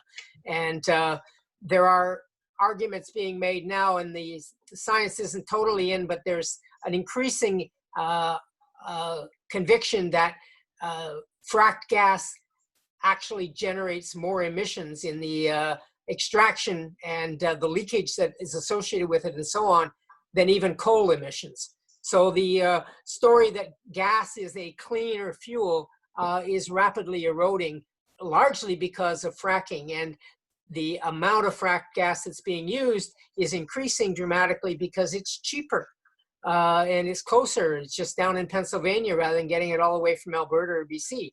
So that's the upstream and downstream, and in both cases here, those emissions are significant. The refusal of the Ontario Energy Board to consider the climate implications of both those kinds of emissions, the ones that occur when we burn the gas and the ones that occur when we extract the gas by fracking, that refusal is pretty outrageous. I see Bianca has her hand up. Thank you very, Don, for clarifying for that, clarifying us for us. Bianca, go ahead. No, I was just waving goodbye to Fiona and likely other people who might head out. So no question here. Okay, sorry about that. Sue, you've got your hand up. You can go right ahead. Oh, you're muted, Sue.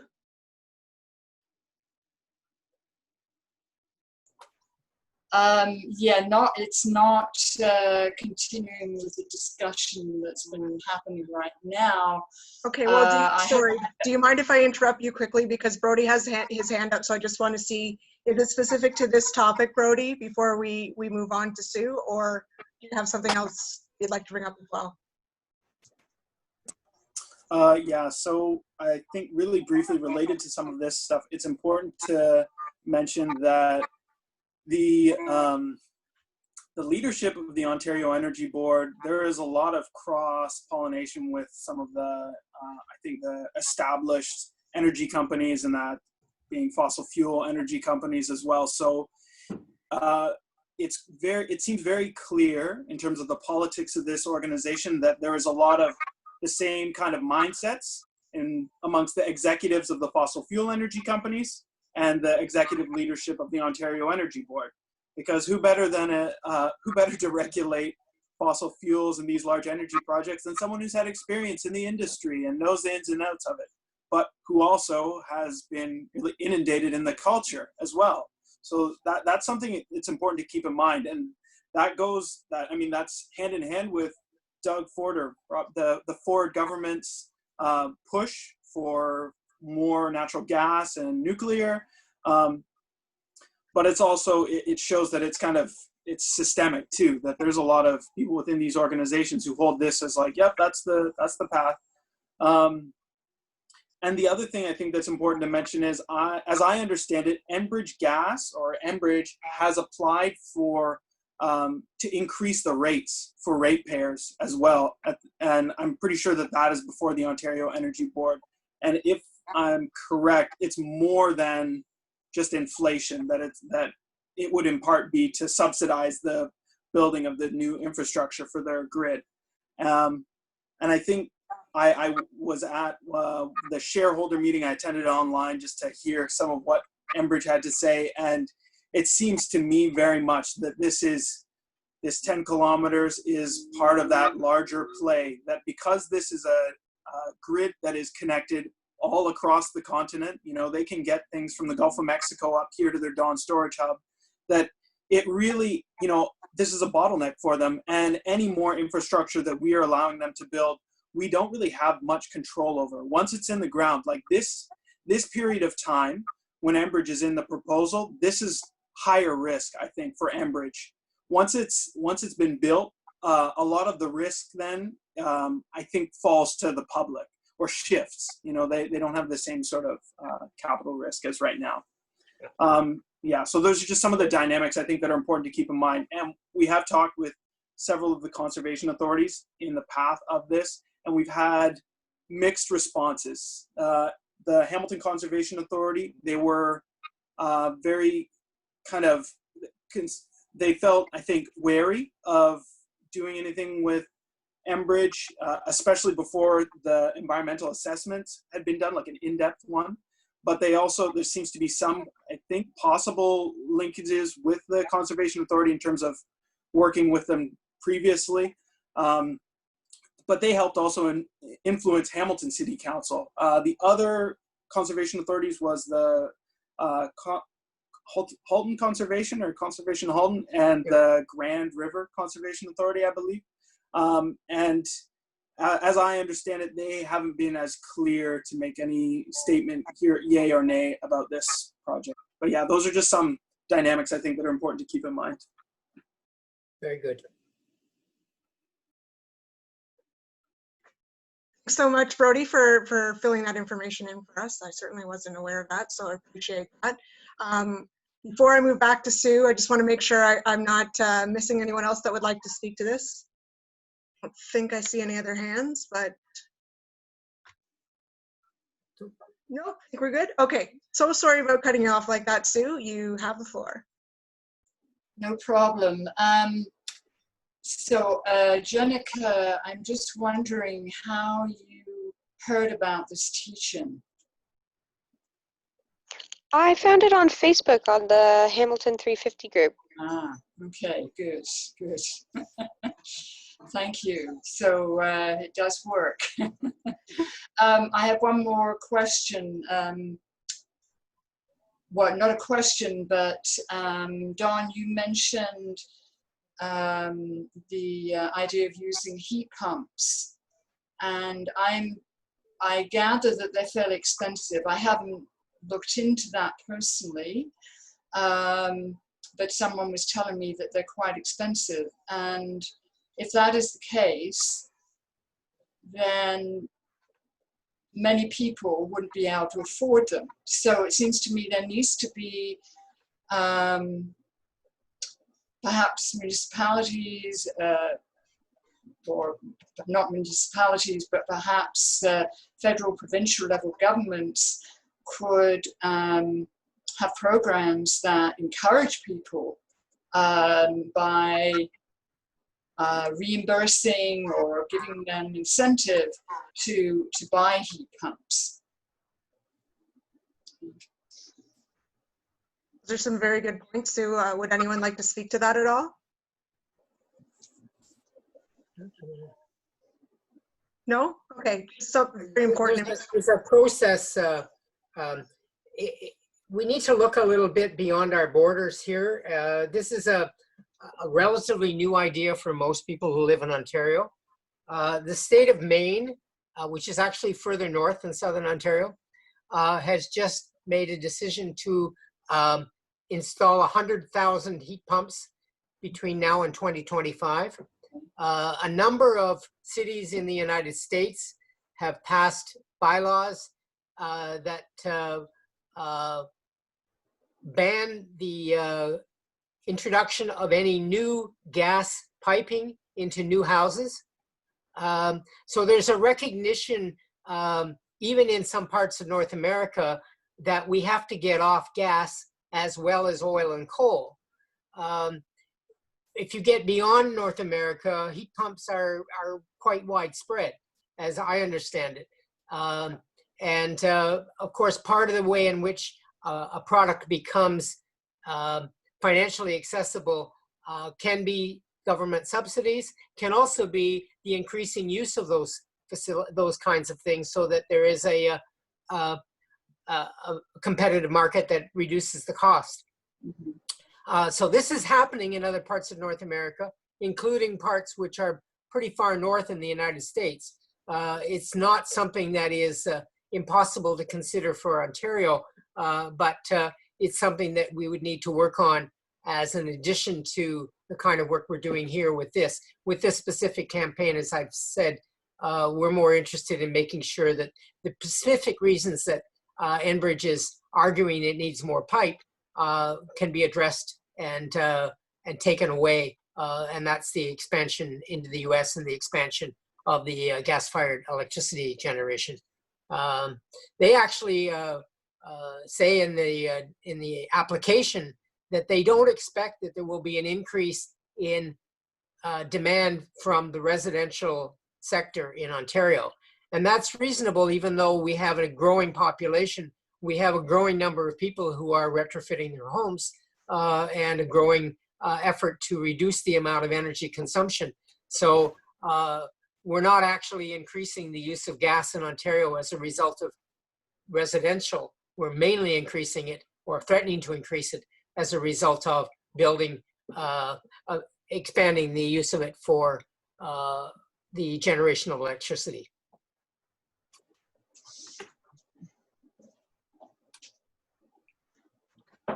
There we go. Sorry, I had myself muted. Thank you very much, Dawn, for expanding on that a little bit.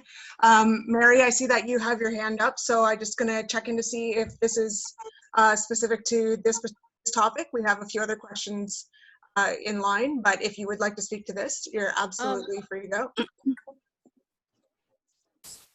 Thanks. Yes, it is, Stephanie.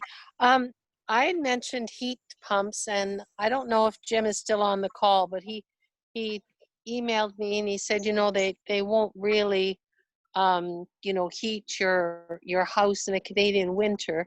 So that brings up again, like Dawn was saying, retrofitting, and I think that's so important. And when we went to the thing on housing at the Unitarian Church that I think the Ecolock people put on, and I remember Gail Lorimer, who's on the call too, said, "Oh, we can't really need 3 panes of glass, can we, on our windows?" But perhaps that really is important.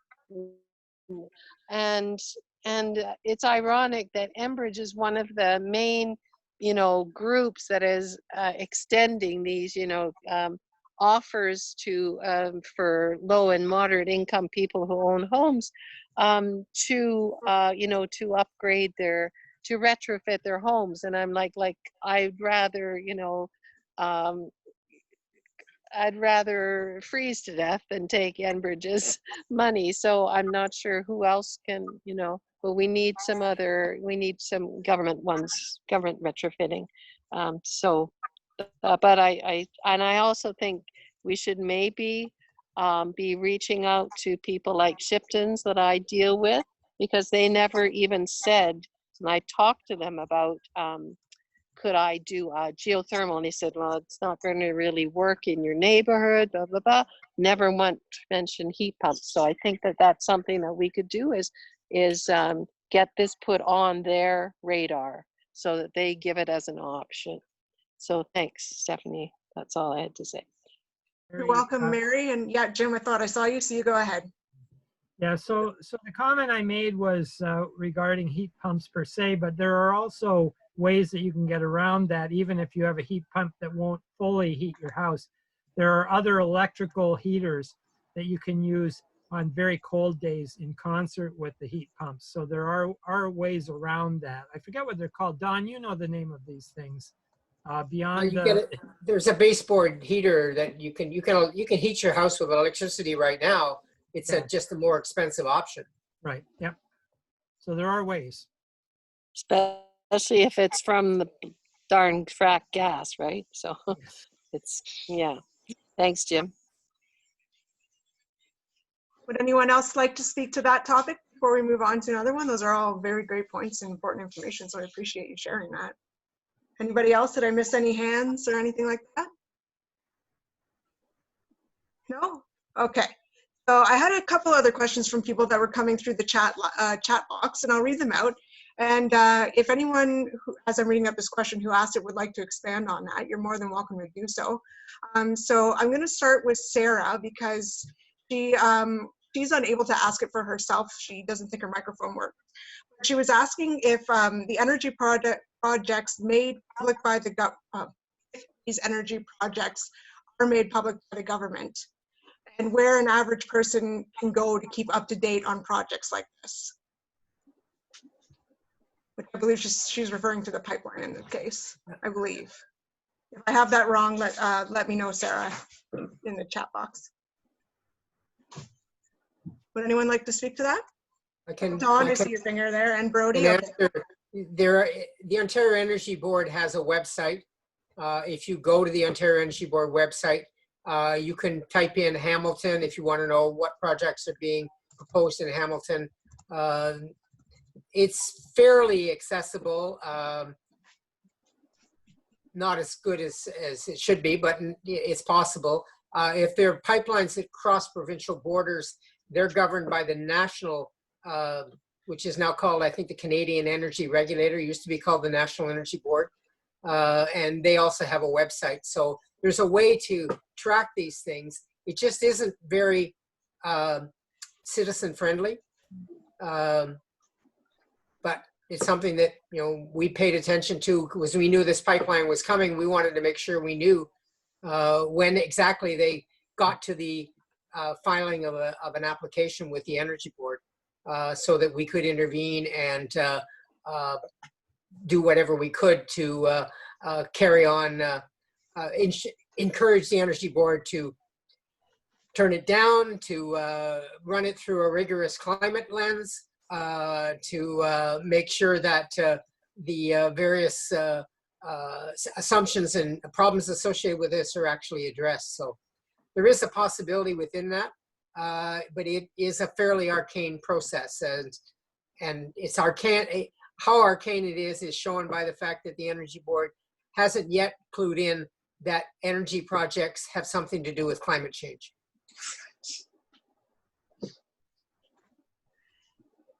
Anyone else want to say? Oh, Brody, you had your hand up. Do you want to expand on that at all, Brody? That was what I was going to recommend as well. The Ontario Energy Board is probably one of the better places to check if you're looking for a larger kind of view of those sorts of projects. The other place, which isn't necessarily energy, but the Environmental Registry, Bank of Ontario, that seems like another good place to keep your eyes for some of these larger policy changes or different things like that that would certainly impact these sorts of developments, not necessarily energy, but things that are very much related to it, and these emissions. That was all. Okay, fantastic, Brody. Thank you very much. Send me a text there, Sarah, if there's anything else that you wanted asked, or didn't cover anything. I think that was pretty well summarized. Would anyone else like to speak to that before I go on to another topic? No, I'm not seeing any hands, so just interrupt me if I'm wrong, but I'll go on to the next question here. Gary was asking who the Indigenous partners we have that we partner with in Hamilton. Let me read that again. Who are the Indigenous partners you partner with in Hamilton? He said it much better than I did. Gary, did you want to expand on that at all?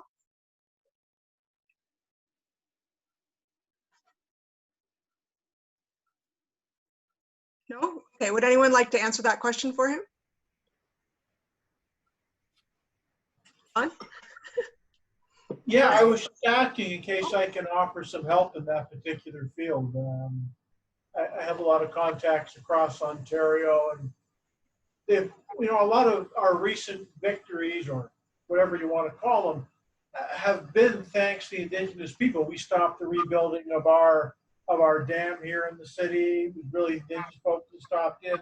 They stopped basically they're the ones who finally drove the nail into the nuclear waste site underneath the Great Lakes when they thought that was a good idea. So there's a lot we can learn from each other. So I was just wondering if you have I don't know who the local bands are in Hamilton. I know all the ones around there and most of the chiefs. I don't really know about Hamilton itself. Okay, Don, would you like to speak to that since you had your hand up before? We would appreciate any assistance, Gary, that you can provide on that. We have worked with Indigenous leaders on a number of things that we've been involved in locally. They were very much involved in the Enbridge Line 10 oil pipeline and the Enbridge Line 9 oil pipeline. It is, we don't, obviously we're not telling them what to do, and it's as you're saying, it's often helpful to have it. It's always helpful, I think, to have Indigenous partners. But I think we need to start from the position that the people who have borne the brunt of the extractivist culture that has been imposed on North America by the colonialists have been the Indigenous peoples. And they have repeatedly been at the forefront of opposing these kinds of projects. And the one right now, which is very prominent, is Wet'suwet'en in BC, which is also a fracked gas pipeline that is being attempted to put through unceded lands, which the Supreme Court of Canada has recognized are under the jurisdiction of the Wet'suwet'en. So asking Indigenous people to jump in on whatever fight that we would like to win is tempting, but they have a whole lot of things on their plate, and being at the bottom of this colonialist culture that exists here, even survival is often a question, and outrageous discrimination, racism, and so on. There are a lot of issues that the Indigenous people are very much fighting and very much leading on. And we're always enthusiastic to work with them, and we have reached out to whom we can. Very much, Don. That's very informative and a very good point about whether or not we should be asking them to engage in things that that we're concerned about over what they might be dealing with on their own. Would anyone else like to speak to that at all? Before I have one final question to ask, and if there's anybody I've missed or any other questions that you want to raise, feel free to throw your hand up or put it in the chat. But before we move on, does anyone else want to speak to Gary's question? Brody, you might. Go ahead. Not specific to this pipeline, but some of the groups who I've made some connections with around some of the works with water in the area has been a group, hopefully I'm pronouncing this correctly, Onegadigyo. And they're based out of 6 Nations, I believe. And that I think that roughly translates to water is life.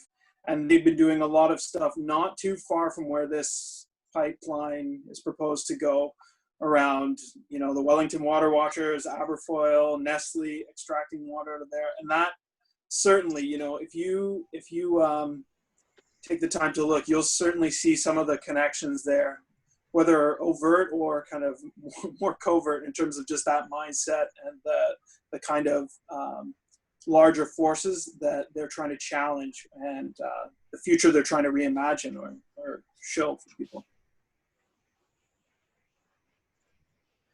Thanks, Brody, for expanding on that.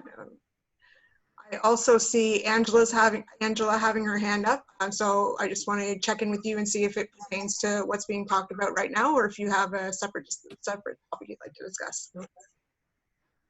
Nope. He doesn't. Angela? It's separate. It's separate? Okay. Thank you. Sorry, I did not see you shake your head to that. So the only other question I had was from Jackson, if he's still with us. Yeah, he is.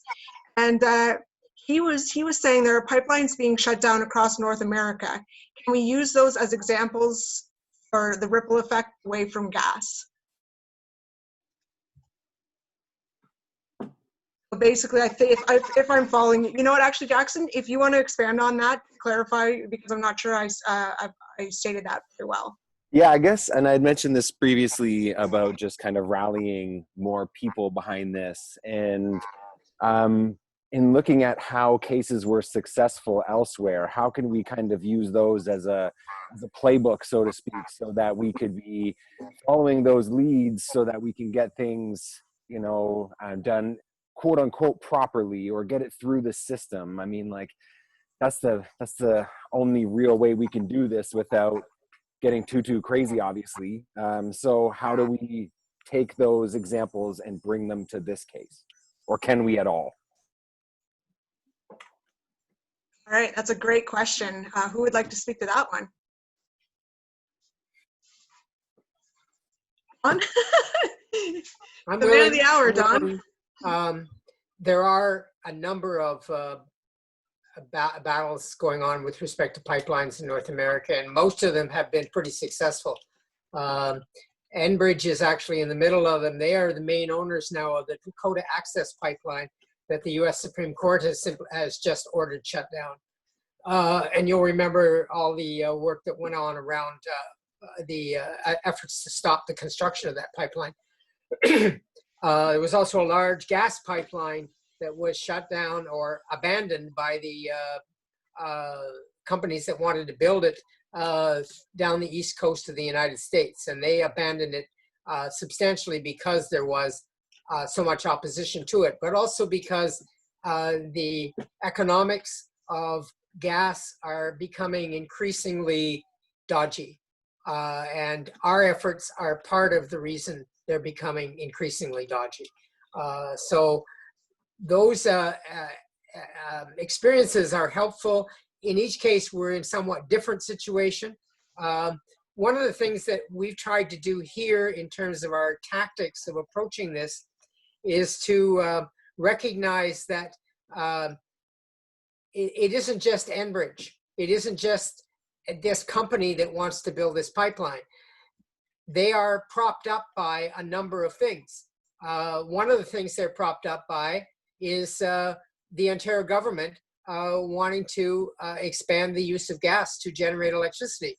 So going after the Ontario government is a way to get at the Enbridge pipeline. This pipeline crosses about a kilometer of lands owned by the Hamilton Conservation Authority, which it is declared will be permanently protected from bulldozers. So we've gone to the Hamilton Conservation Authority and talked to them about that. And we suggested to them that if they think that they should just go ahead and allow the lease, the easement across their lands, that they would at least need to go back to the public and have a discussion with the public as to why they think that's okay. They instead took a position that they will not allow this pipeline to cross their lands until there is a full ecological assessment and that has gone through an independent peer review. And the ecology in this area is significant. We're talking about one of the most significant wetlands in southern Ontario in the Beverly Swamp. Spencer Creek is the largest stream flowing through Hamilton, goes into Coots Paradise. Webster's Falls is Spencer Creek. Bronte Creek is also being crossed by this pipeline. So those factors are factors that we can approach. So the Ontario Energy Board is a decision maker on this process, but it's not the only way that you can get at it. I think that's one of the lessons that groups have shown in other places, is there's more than one way to complicate life for the proponent of a new fossil fuel infrastructure. And the large picture, of course, is that fossil fuel infrastructure is going to make the climate crisis worse. And we know that this is a crisis, and it's insane to try to address the crisis by building more. It's like trying to stop smoking by buying more cigarettes. It's just a dumb idea, and the public agrees with us on that. Don, I want to just take a quick second. I saw Jim waving his hand, but I just wanted to say that to anyone in this chat who has been doing this for as long as you have and being part of those projects that have been shut down, my heart goes out to you. Thank you so much for the work that you started doing a long time ago and are still doing today. Yeah, you are seen. So thank you for doing everything that you've been doing. Thank you. We keep working on it, and it's not just me. There's a whole lot of people involved in this. And there's a whole lot of victories being won across the continent. By the way, the Deutsche Bank, one of the major German banks, just announced that it is no longer going to invest in tar sands. So there's a huge campaign that 350 has waged for the last 8 years, which is now somewhere in the neighborhood of $14 trillion that's been divested. And there's some folks working to convince McMaster that they should divest and not be using their fossil fuel investments to make money for the university at the same time as they say that they're concerned about the climate crisis. That's a very good point, Don. I know I think there's been 3 universities in Ontario that have divested so far. I know Guelph was one. Yes. I probably shouldn't have pulled that number out of nowhere because I can't recall the other 2. I see Katie had her hand up and Jim. So Jim and Katie, are you wanting to speak to this specifically? Because Angela's been waiting patiently as well. So I'll be very quick. I just wanted to say, in addition to what Don said, that one of the things that we've learned is that just delaying projects is huge, because if we can delay it long enough, a lot of companies are going to decide it's just not worth it. When we get to the point where the rest of the world realizes we can't afford to be burning the fossil fuels, it becomes, as a business prospect, not worthwhile. So delay is a good tactic. absolutely. Katie, did you want to speak specifically? Yeah, I was just going to also say hi to everyone, and thinking about what Brody said about this being a really significant time and pushing to phase out fossil fuels, that if we don't push right now, I guess it sounds like we can push towards the city of Hamilton, also the Hamilton Conservation Area, then we're going to be sitting on the Beverly Swamp camping. So we got to push right now. And I was also had just a technical question about it was delayed 6 months a couple months ago, right? Yeah. Okay. Yes. What happened is that Enbridge, on the 15 minutes before they were required to answer 850 questions, sent a short letter to the Ontario Energy Board saying, we'd like to delay this for up to 6 months. And the Energy Board agreed to allow them to do that. The reason Enbridge gave was the pandemic and the implications of that for the economy. It may be that the pandemic kills this pipeline. That would be great. I know that a lot of things have changed in terms of energy since the beginning, since we were first introduced to COVID-19. Absolutely.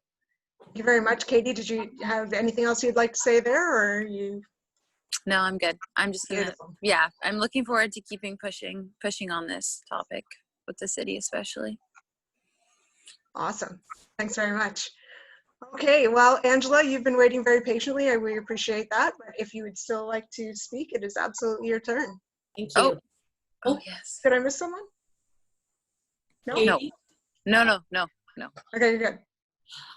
I have to get new lights in my office.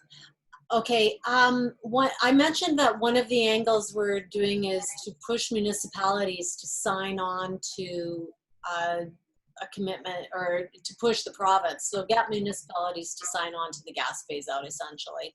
Just as 300, Hamilton 350 signed on, we want municipalities to sign on. And we have, at the Clean Air Alliance, we've drafted a resolution, and we're inviting groups, local groups, to take that resolution and move it through the process of your own municipality and try to get enough support from councillors so that when it comes to vote, you can win support for that resolution.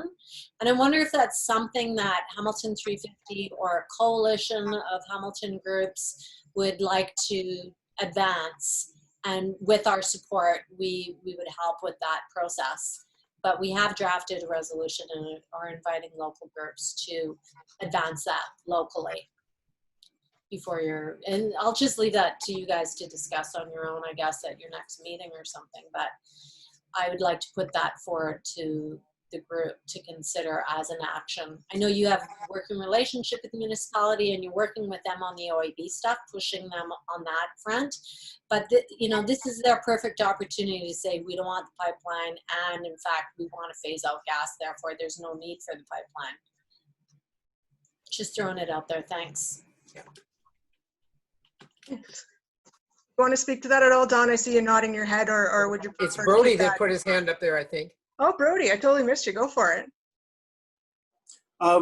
That sounds like a very worthwhile thing to me, Angela.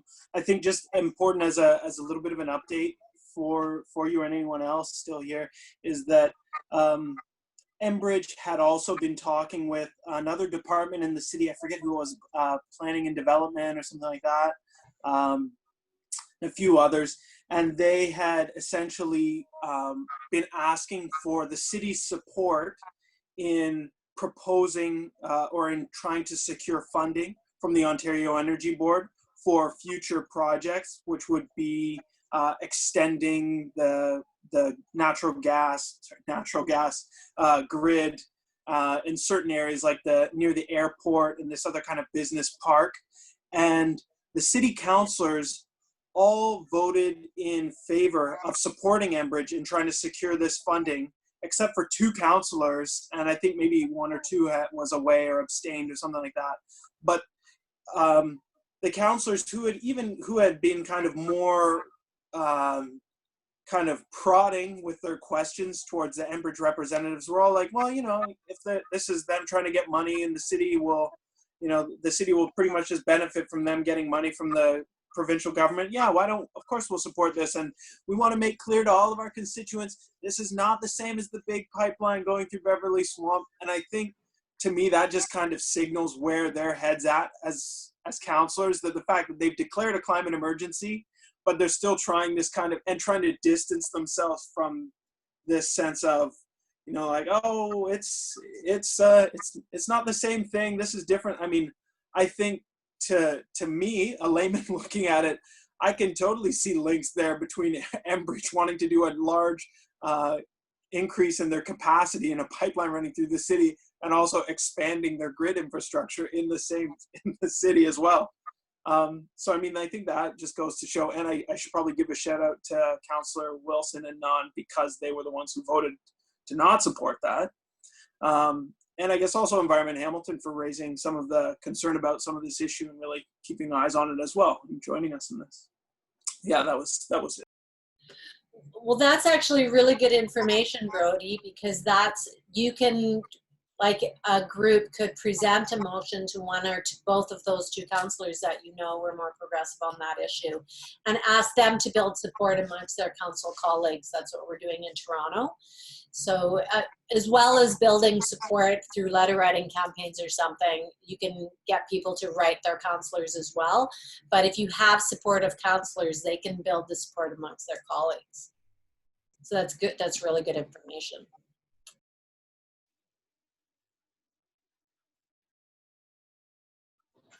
I keep muting myself. Sorry, everybody. Yeah, that's awesome. Thank you so much for responding to that, and thanks for that information, Brody. That's very helpful, as she said.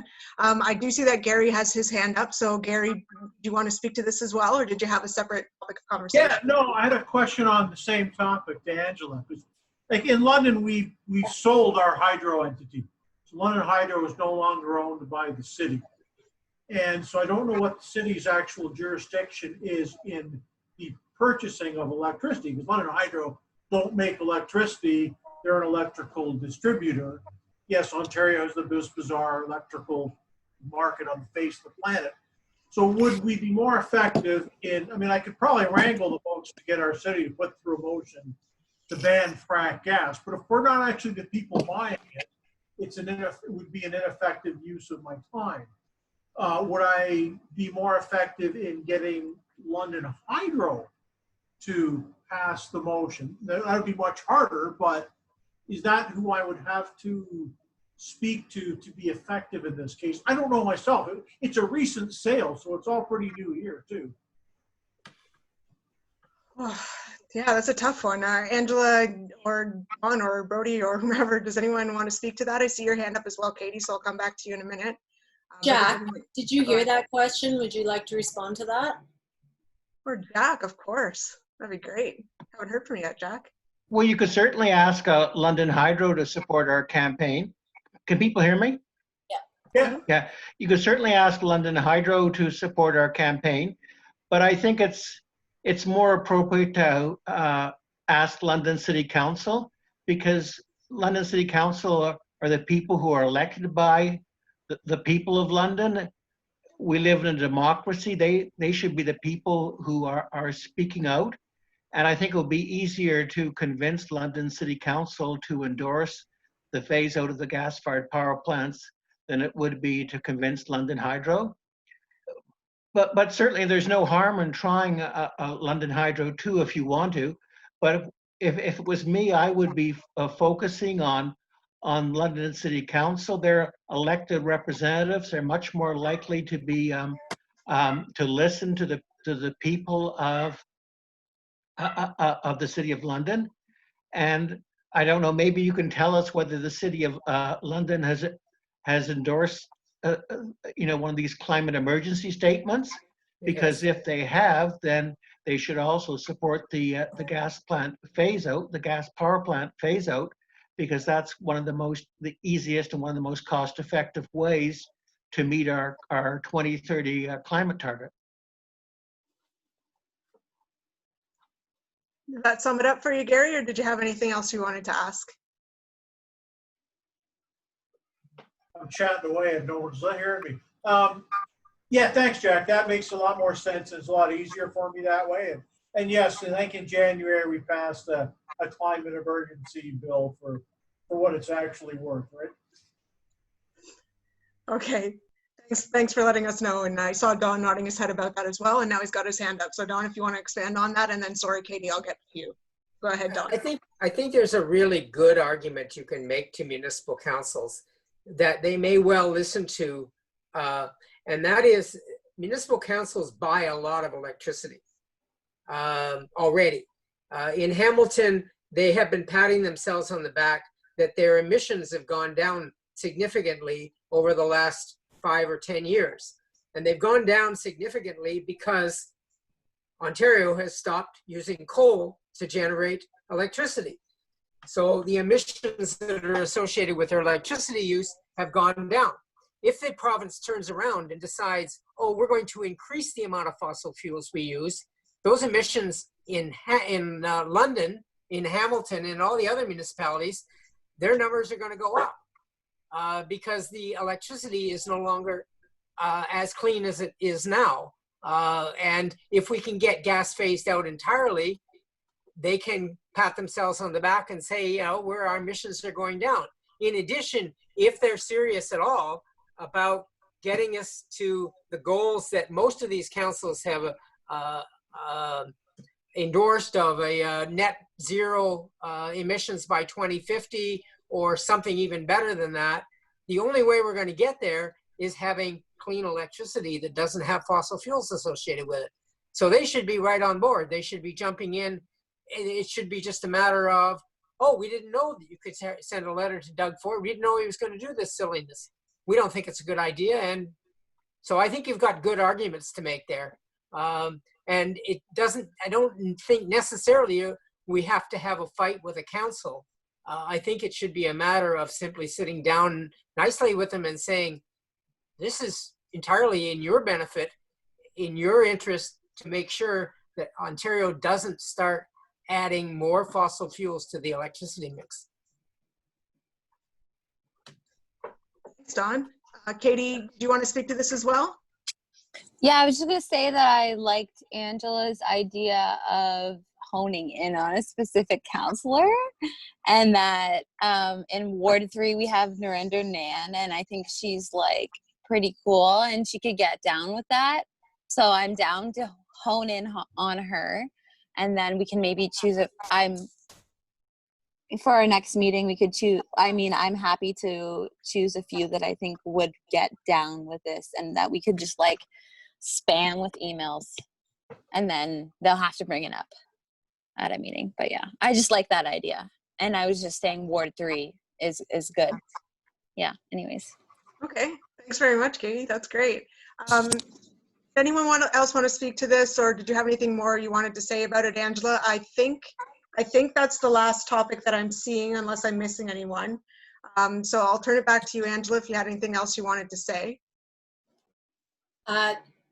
No, just that I would be happy to share the draft resolution with Dawn and anybody who I have your emails up, and you guys can bring it to your next meeting. Excellent. Okay, great. Thank you so much. So thank you everybody so much for sticking with us and for all your great topics of conversation. I've just put Hamilton's mailing list in the chat box because I see there are a few people here who have come through the Just Recovery Canada 350 mailing list. And I did send out an email saying we're not going to be using that mailing platform anymore. So I will send this out one more time for you guys, just to provide this link for you again. So if you want to keep in contact with us or have updates on this webinar, this teach-in, future potential teach-ins, that's how we can keep you connected. Either that, or you can follow us on Facebook, Instagram, or Twitter. Those are other ways that you can keep in contact with us. But I won't be emailing you through that platform anymore. So I don't want to lose you guys, because you've been really supportive, and I really appreciate you all coming out tonight and to our last teach-in. So that's all I'm going to say on that, and I'm going to turn it back over to Bianca, our host, to take us out. Bianca? Thank you, Steph. Thank you, everyone, so much for coming. I realize this was quite long, and I'm sure we're all zoomed out and ready to go to bed, and whatever that entails. I know I'm certainly ready to go to bed, and I still have a toddler up, so I'm going to go and deal with that. Thank you again. Let's mobilize, let's get this done. There is so much power in this group of people and in our mobilization efforts, very clearly. So the next step should absolutely be a collaborative one. And please reach out to us, reach out to Hamilton 350, Clean Air Alliance, and let's do what we can to